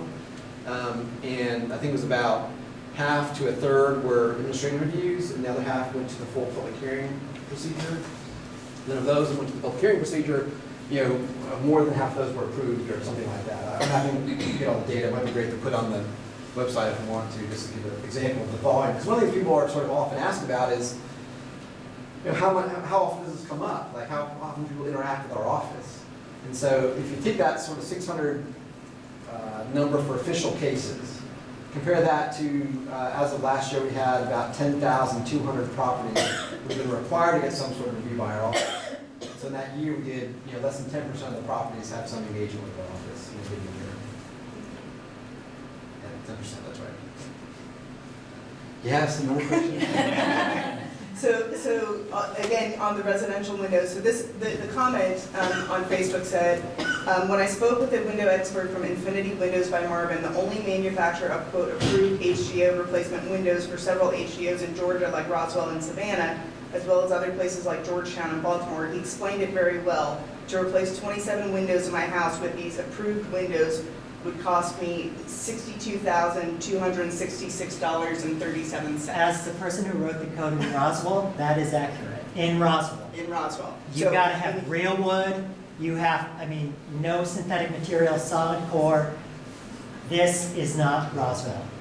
This is not Savannah, this is not Georgetown, this is not, you know, this is not a lot of very light touch.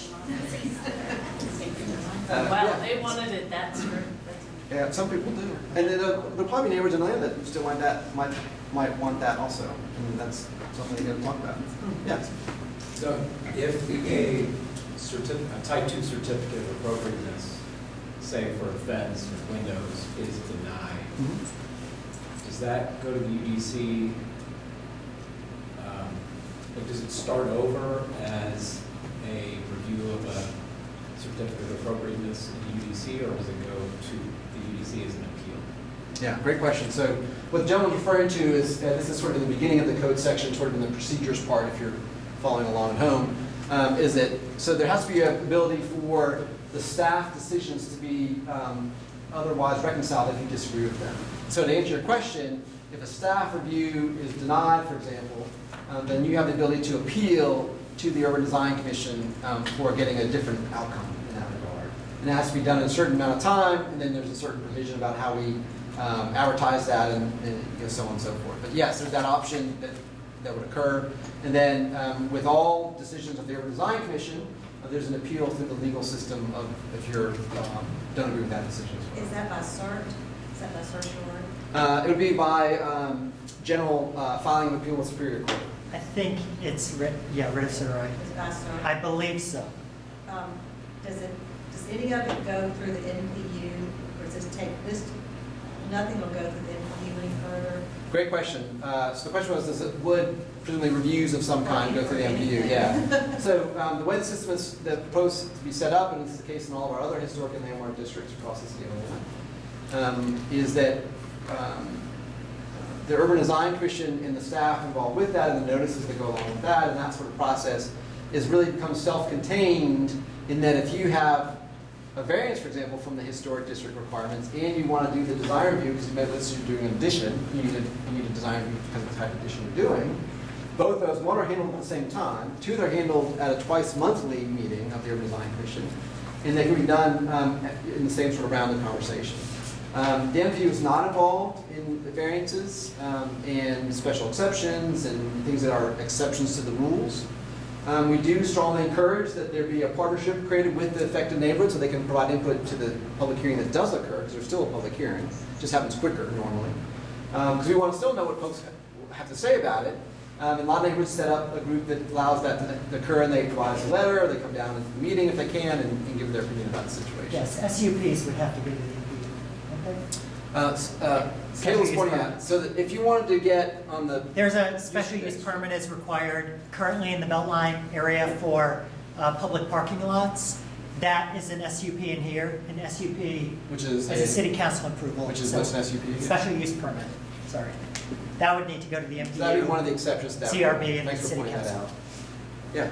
I had a question about the existing paid parking lot on Ponce.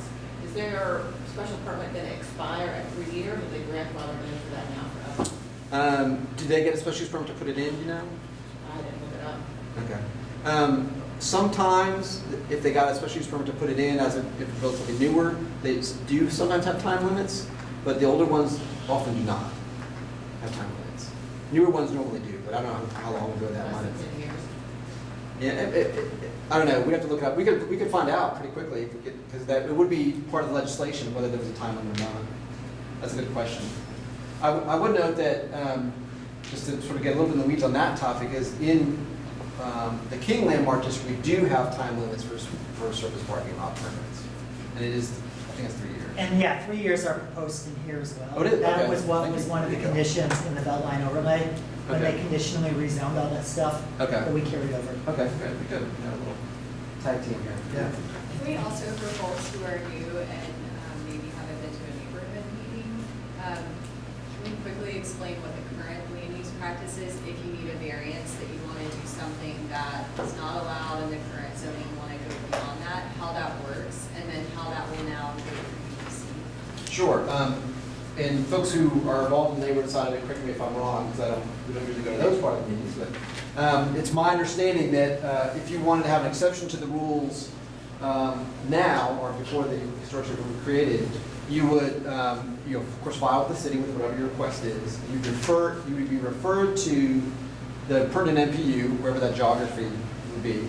Then normally that NPU then sort of passes it along to the neighborhood association, which is usually part of how the NPU operates, its own sort of internal operations.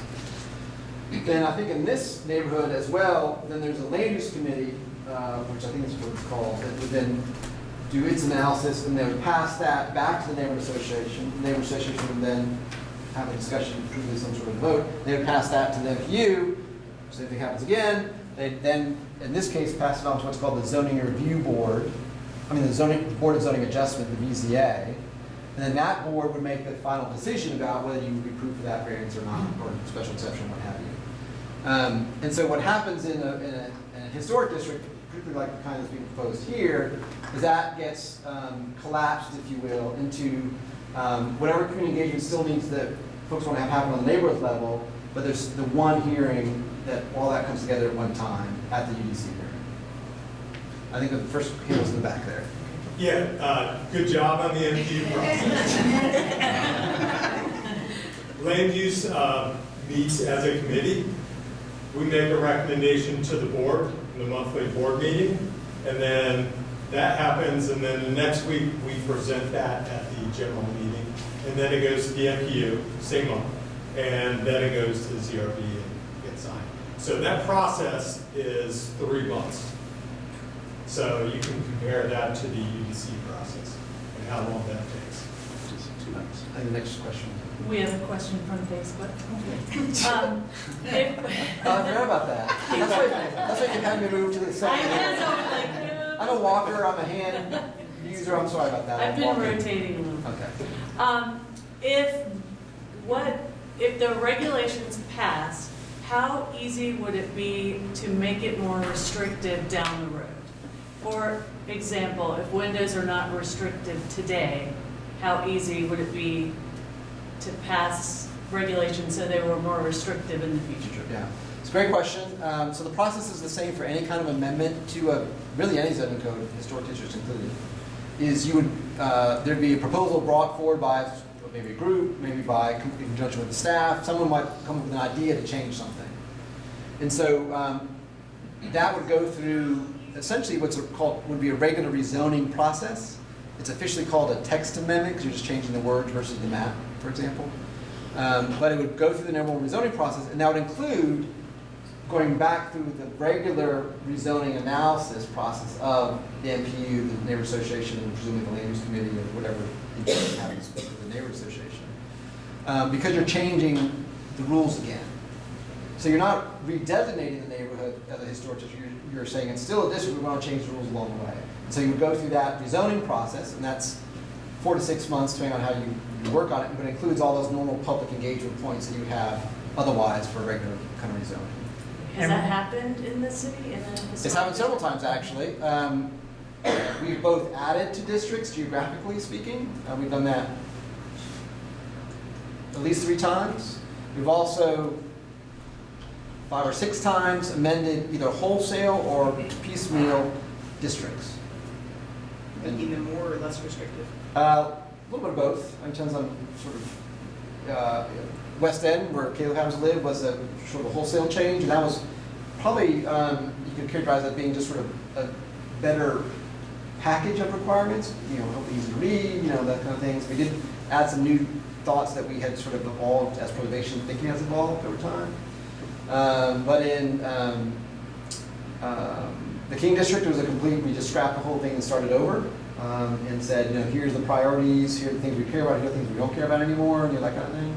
We also learned a lot in the time period that had been created because it had been started in the 70s. So just our way of thinking about the city and how we manage that on behalf of folks, that in itself has evolved. Druid Hills, we amended the requirements. That was also essentially a wholesale replacement. In that case, they had sort of an old version of how we did historic districts from back in the day, and that was really the same requirements, but we made it, we think, much more clear about what the standard was, and actually added some more flexibility in that case. Even Park's been revised, and then Deer Park is in the midst of doing it as we speak. In fact, they'll be on the ZRB hearing in April, if I'm not mistaken. And then we also did Cabbage Town, so a lot of them. Oh, and Casper Hill, we met at Casper Hill too. I'll do one more, another person right now.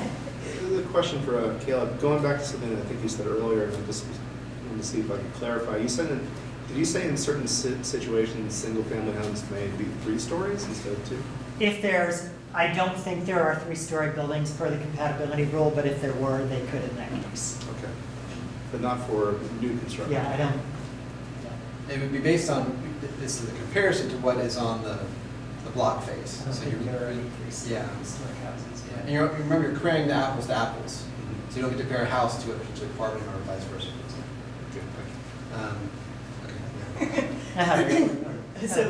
So to kind of piggyback on what Ed talked about as far as the process, like one of the things that stood out to me under the type 2 certificate of appropriateness is that The staff review? is that you would be allowed to do rear additions as long as they're not higher than the ridge line of the principal structure, and that they meet the side yard setbacks, which are of course being proposed to be reduced. So I suspect that is a common thing today that requires a variance, that most of these houses are non-conforming. If someone's wanting to do an addition, it's often off the back and they're having to get a variance, which that then goes through that 3-month process. And under this, it would only require a type 2 certificate, so it would just be a staff review. So, I mean, that seems like a significant If it meets kind that, of then change. there's a couple more criteria, but yeah, it would be that. Because one of the things we talked about earlier on in sort of the initial presentations, which we might have forgotten about, is that one of the things about that you're prioritizing the neighborhood's interests within the context of retaining historic and reinforcing historic character is you want to make sure that you focus on the important things and then have incentivize folks to do what fits in with that. So you don't penalize them for doing what in fact is the goal of the historic district, which is retaining historic character, reinforcing that character through new construction that fits in, generally speaking, and having alterations, additions fit in with that as well. So you say, well, if you're going to do it in the back, then that's not the priority of this neighborhood, and so we'll make that a quicker process than if you want to do something otherwise. You still might get approved, it just might take longer to get approved. As far as the compatibility rule, like in Cabbage Town, your house can't be shorter than the shortest or taller than the tall, and you're measuring the sea. Where in other areas, it's what the predominant feature is. Yeah. How is Quonset Highlands? Talk about that. Yeah, so it's a great question, because if you look at the proposed requirements, the compatibility rule, which is how you make the point of comparison to whatever issues up on the table, and it's divided into 2 groups, which is also pretty standard now. You have quantitative requirements, like things that have measurement, height, distance, what have you. Then you have things that are predominant, which is how many of them are there. How many houses have gable roofs, how many people have head roofs, whatever the situation is. And so right now, what's on the table is that on things that have measurements, that have a distance of some kind, that you're between the biggest and the smallest of whatever that is. And then if there's things that are counting, you're looking at what the predominant. So it's actually some of both, which has actually worked out really well in our other neighborhoods. So if you're looking at the number of things, you're trying to fit in with what's essentially the pattern and the distances between the min and the max. Can you give an example of the predominance? The thing that comes up most often is the roof shape. So if you have gable roofs versus hip roofs or some sort of combination, you say you have 10 houses on the block, 7 of them have gable roofs and 3 of them have hip roofs, then if the predominant roof pattern is one of the requirements, then you'd be doing whatever the 7 ones that said a second ago. It also comes up occasionally, although not so here because we defined it more specifically, but in other districts it comes up a lot with porches. Like whether they're half or third or full width porches. We took a different tack to make it more specific so it's just clear one way or the other. But in a lot of our neighborhoods, it's whatever the predominant size. So you count like how many are thirds, how many are quarters, how many are halves, that kind of thing. Those are probably the 2 most common things when you're looking at predominant patterns. The distance thing comes up all the time, height, often setbacks, the depths of things, where they relate to each other on the lot. That's usually the distance kind of conversation. Way in the back. Adding on to the back, what's the distance from the rear property line to the? I want to say it's 5 or 7. Yeah, 5, I think. And that's a fixed number. 5 feet? 5 Right. feet from the back property line, which is generally going to be less than what you would have now. It's 15 today. So it's different for a carriage house. Yeah, and then carriage houses would be 3 feet because they're an accessory structure.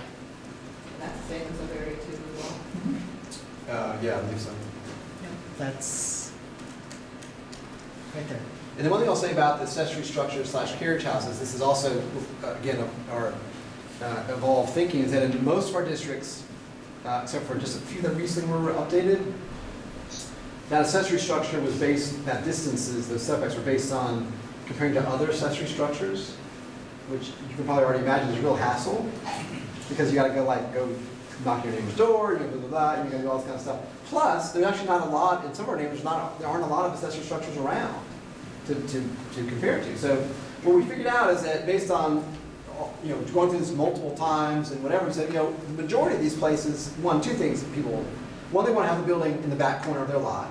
They want to use the rest of the yard for something else. And two, that's actually often the historic pattern anyways, is the back corner of the lot. So why don't we just figure out what is a reasonable, to the built pattern and just fix it at that. Now, of course, you can be more if you wanted. This is a minimum situation. So if you wanted to be farther away, you could, but you don't have to be. Yeah, 3 feet from a practical perspective is a depth where you can get in there and actually take care of it. You've probably seen some of the older houses where there's a foot and someone puts a fence right on the foot and they have that much setback and they can't ever paint their yard, paint their siding. So 3 feet is a good enough area. It also allows you to handle any runoff from the adjacent property much more easily and minimize runoff onto the adjacent property.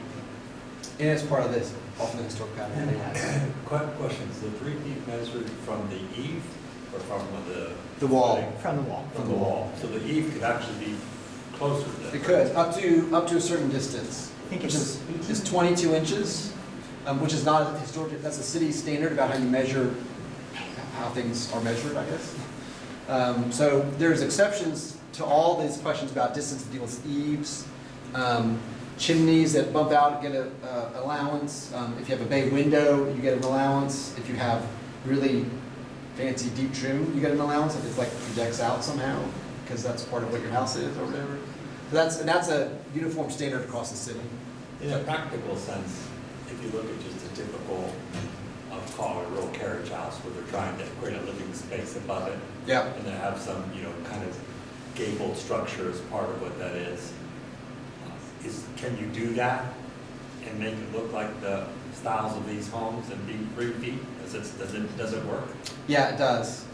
Because the other thing we mentioned about 3 feet is also aligns pretty well with the building code as far as when you can have unrated openings, as in a window, which is a fancy way of saying a window, or door for that matter.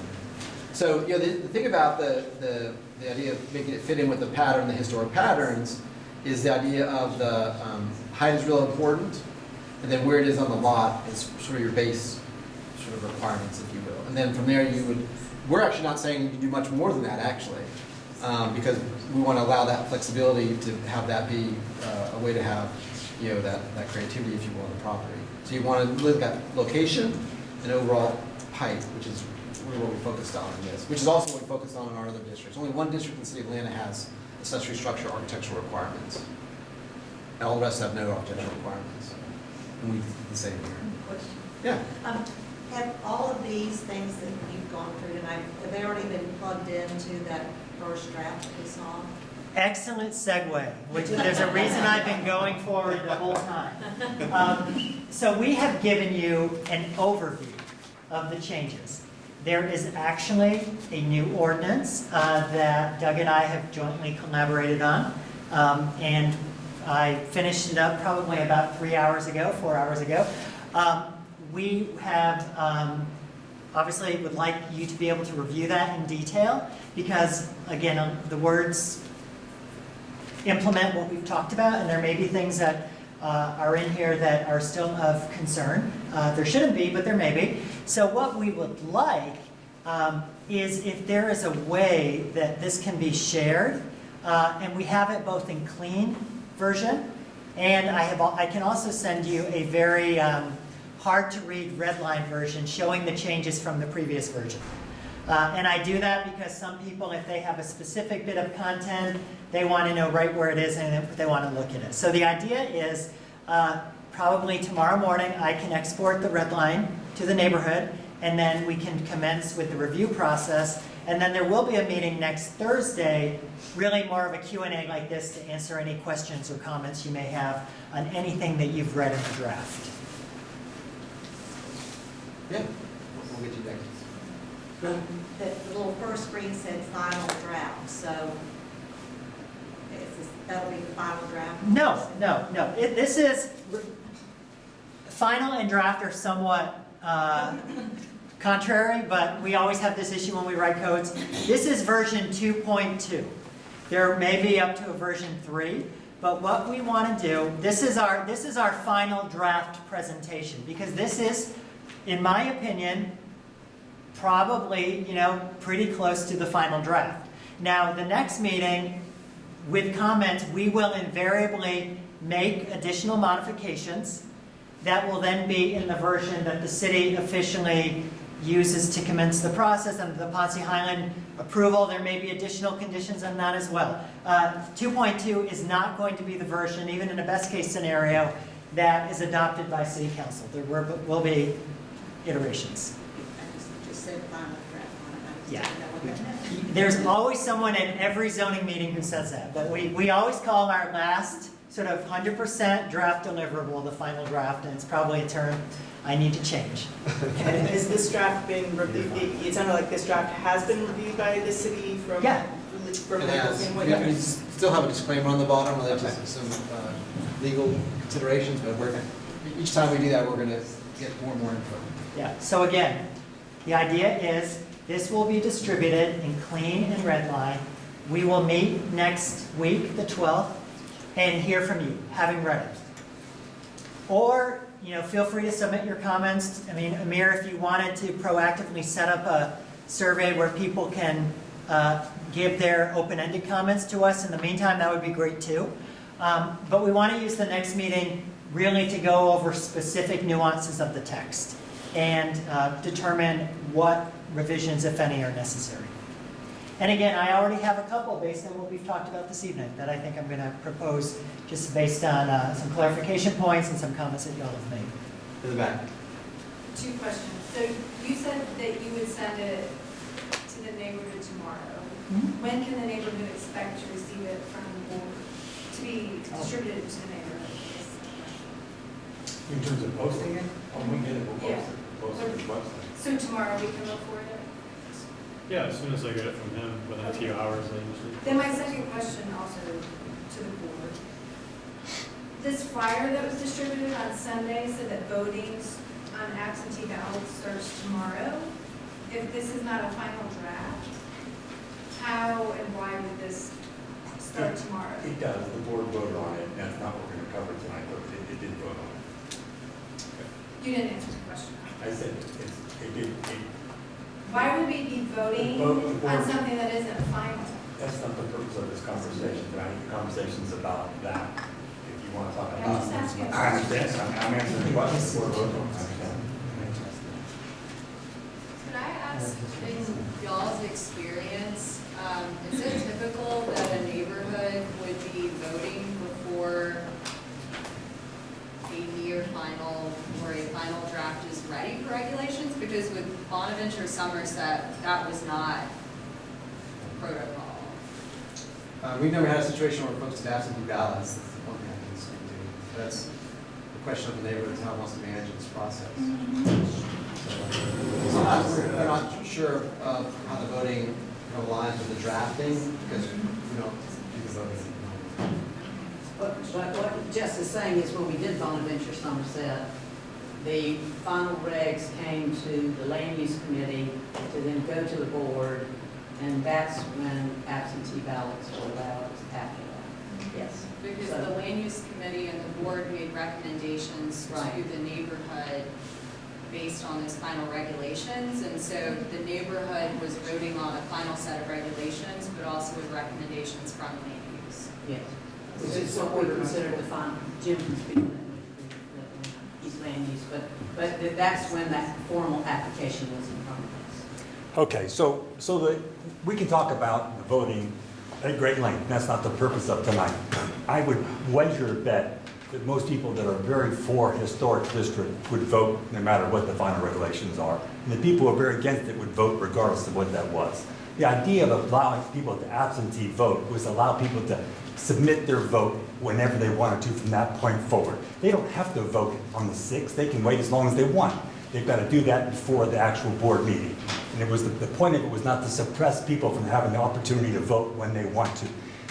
people that want to vote for historic can also absentee vote for historic as well. It's not picking any one group of people. And that wasn't the purpose of today's meeting. Today's meeting, the purpose is to talk about the final draft, not about voting. V2.2. Thank you. Caleb, will you, someone asked if they can get a copy of the slides by email. Would that be possible?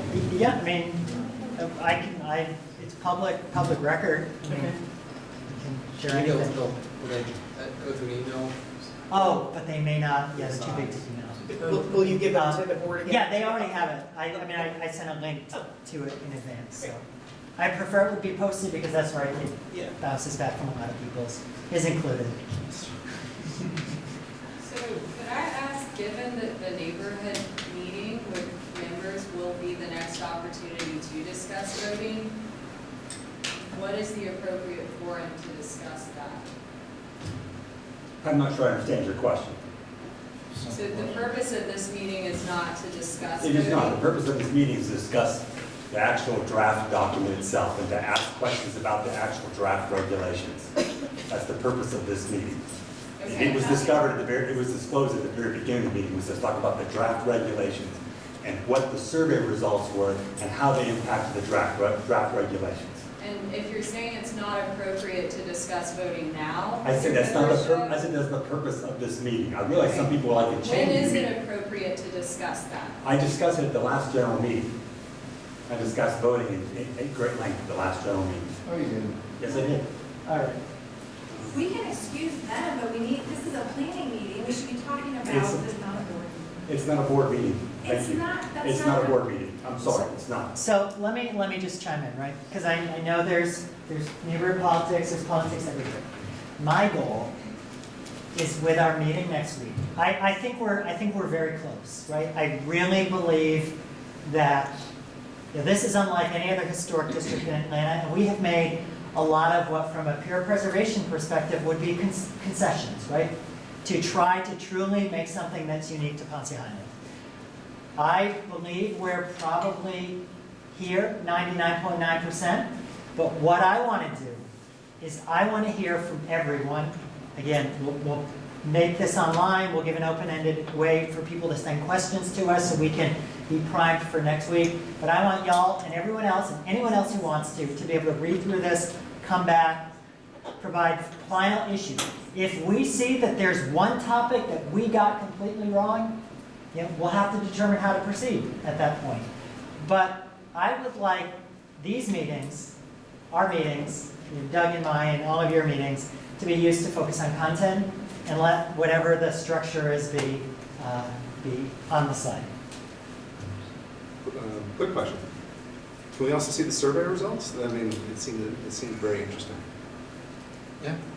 I assume that's, We would need to remove any of the confidential information, but, okay. but there, I mean, it has people's addresses and emails. Never mind. But you can do that, though. You can aggregate it, too. Yeah.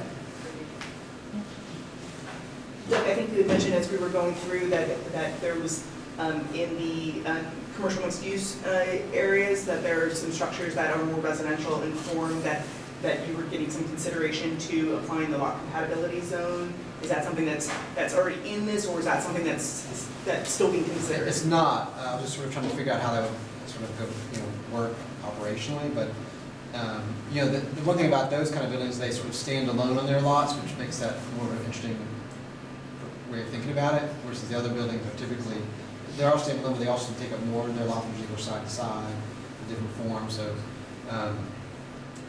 I just had to sort of figure out a way to sort of do that and to sort of go through the the devil's advocate kind of scenario. yeah, and my opinion, we disagree on this.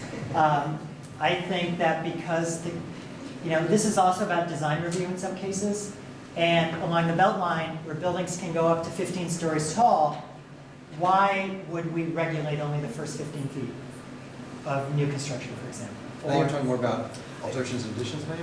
Yeah, I'm talking that there's a handful of structures that are more residential in form in that, and so to define, really more because of their roof form, that those seem more akin to a Like second-story Moreland addition. Avenue, basically the sub-area Yeah, forms.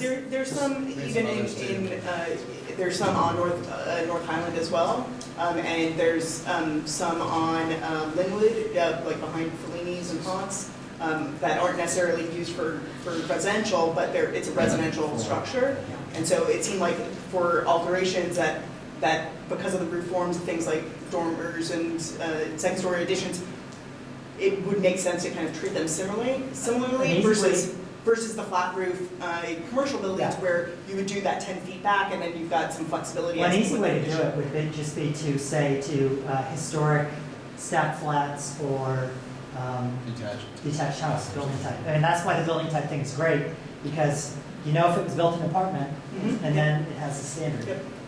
I think in the way back there's a hand. Yeah, I guess this is for Doug and Caleb. You're 99% there, right? Can you help just summarize the 1% and include, the final draft? I'll let you say that because I think it's really close. Could you just kind of boil down the 1% and just kind of help Amir and Jerry just kind of when they post this, could you just help them just boil it down and then have the final regs and then, hey, these are still what's left out there. Yeah, I mean, I can, just since we're here, I'll quickly take off a few things I have in my head already. One is this question about residential buildings in areas that are sort of generally mixed use form versus sort of, future context, I guess you'd call it that. I would like to make sure we got a pretty good proposal for this idea of what to do with the adding to commercial industrial buildings in 5, for example, because we spent a lot of time in our meetings talking about 1, 2, 3, 4, and 6. So we want to make sure we get that right. And that's, it's a different sort of format, the lot sizes sort of work differently, that kind of thing. And I proposed a couple things in this draft, and you'll see when you have a chance to look at it. But yeah, I just want to make sure that we get that a good enough proposal for folks to feel confident in making a good decision one way or the other. I'd say that. Solar panels. Which is pretty Tesla straightforward. Yeah. There's something else we talked about. I think one that I've sort of, Doug and I discussed is how do we treat the belt line, right? Because it's not a street. Oh, yeah. But it's a many of these way. Buildings, it's technically a public right of way. So I think I'd like to tighten the language and make sure that anything along the belt line also has the design standards.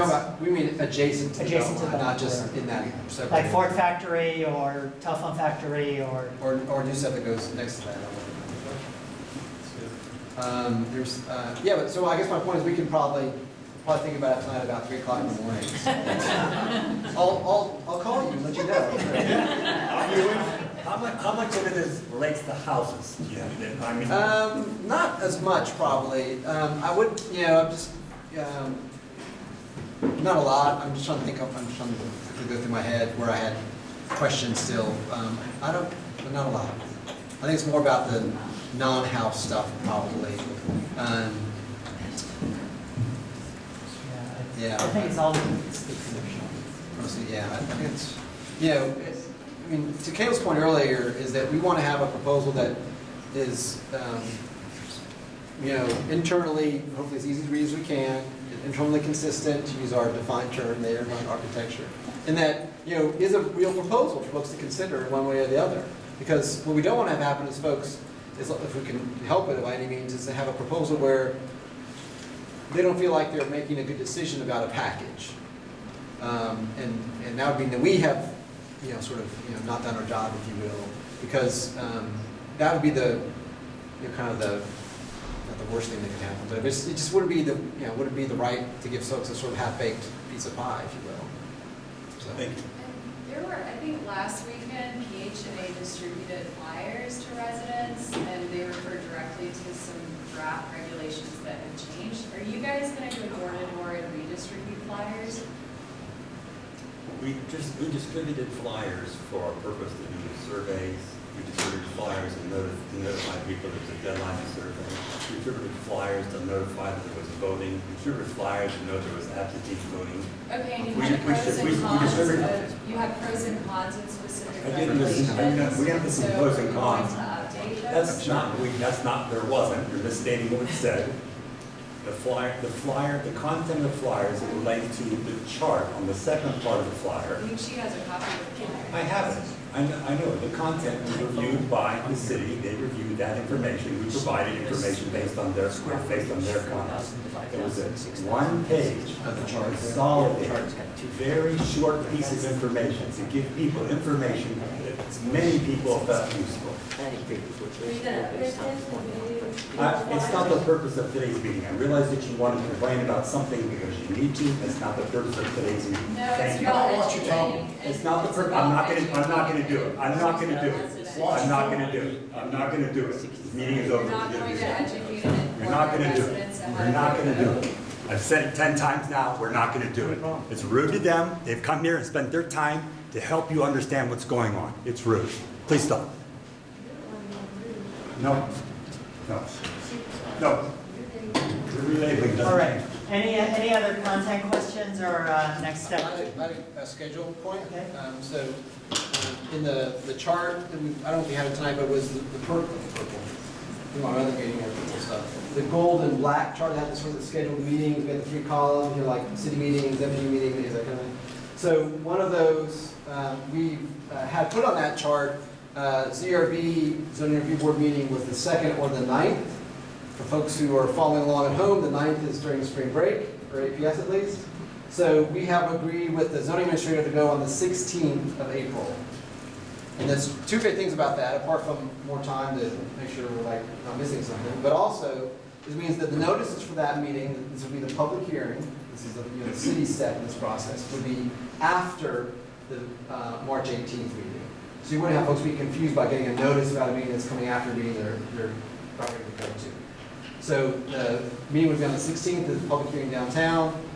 So it would be the notices that we would send out, because it would be city notices at that point, would be by the first they'd have to be sent out. It would be after, of course, the 18th of March. And so that's one of the things that we want to update that table there, because that's a new date. And I think that works out sort of just logically in most people's minds, makes a little more sense probably. Yeah.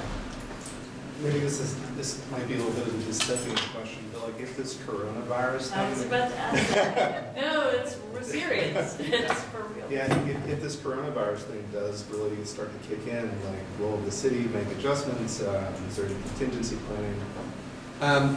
We are dealing with our preparedness work. I don't think we've gotten to that idea, but we do about public hearings yet.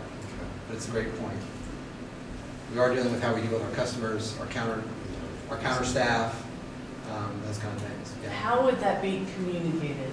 Do you know? I would assume if the city started changing its public hearing schedule, we'd have some pretty good media coverage on that. Okay. Otherwise, my phone would blow up. It probably would blow up anyway. All right. One more? Lot compatibility zone, and just as far as the things, the last little things that you're kind of tweaking, it sounded like you are still So considering. that was the other one. Yeah, some of the that was one of the. impact. For commercial, yeah. No, for residential residential, for the the smaller lots percentage, to massage it Thank at you. 60 feet or 50%, it's Yeah. appropriate. We'll see if we can figure out a better technique for that. And so what I'll do, again, I'm going to, Amir, I'll send it to you in the morning. Gentleman pointed out a transcription error that I'm pointing out to you so you don't accuse anything nefarious. I made a typo here. These are all correct. These should be, this should be to 5999. That should be to 6499. So I'm just going to correct these written here. It's a typo.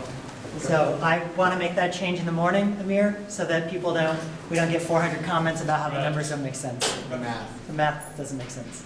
Thank you so much. Thank you very much. Thank you, guys. Thank you so much.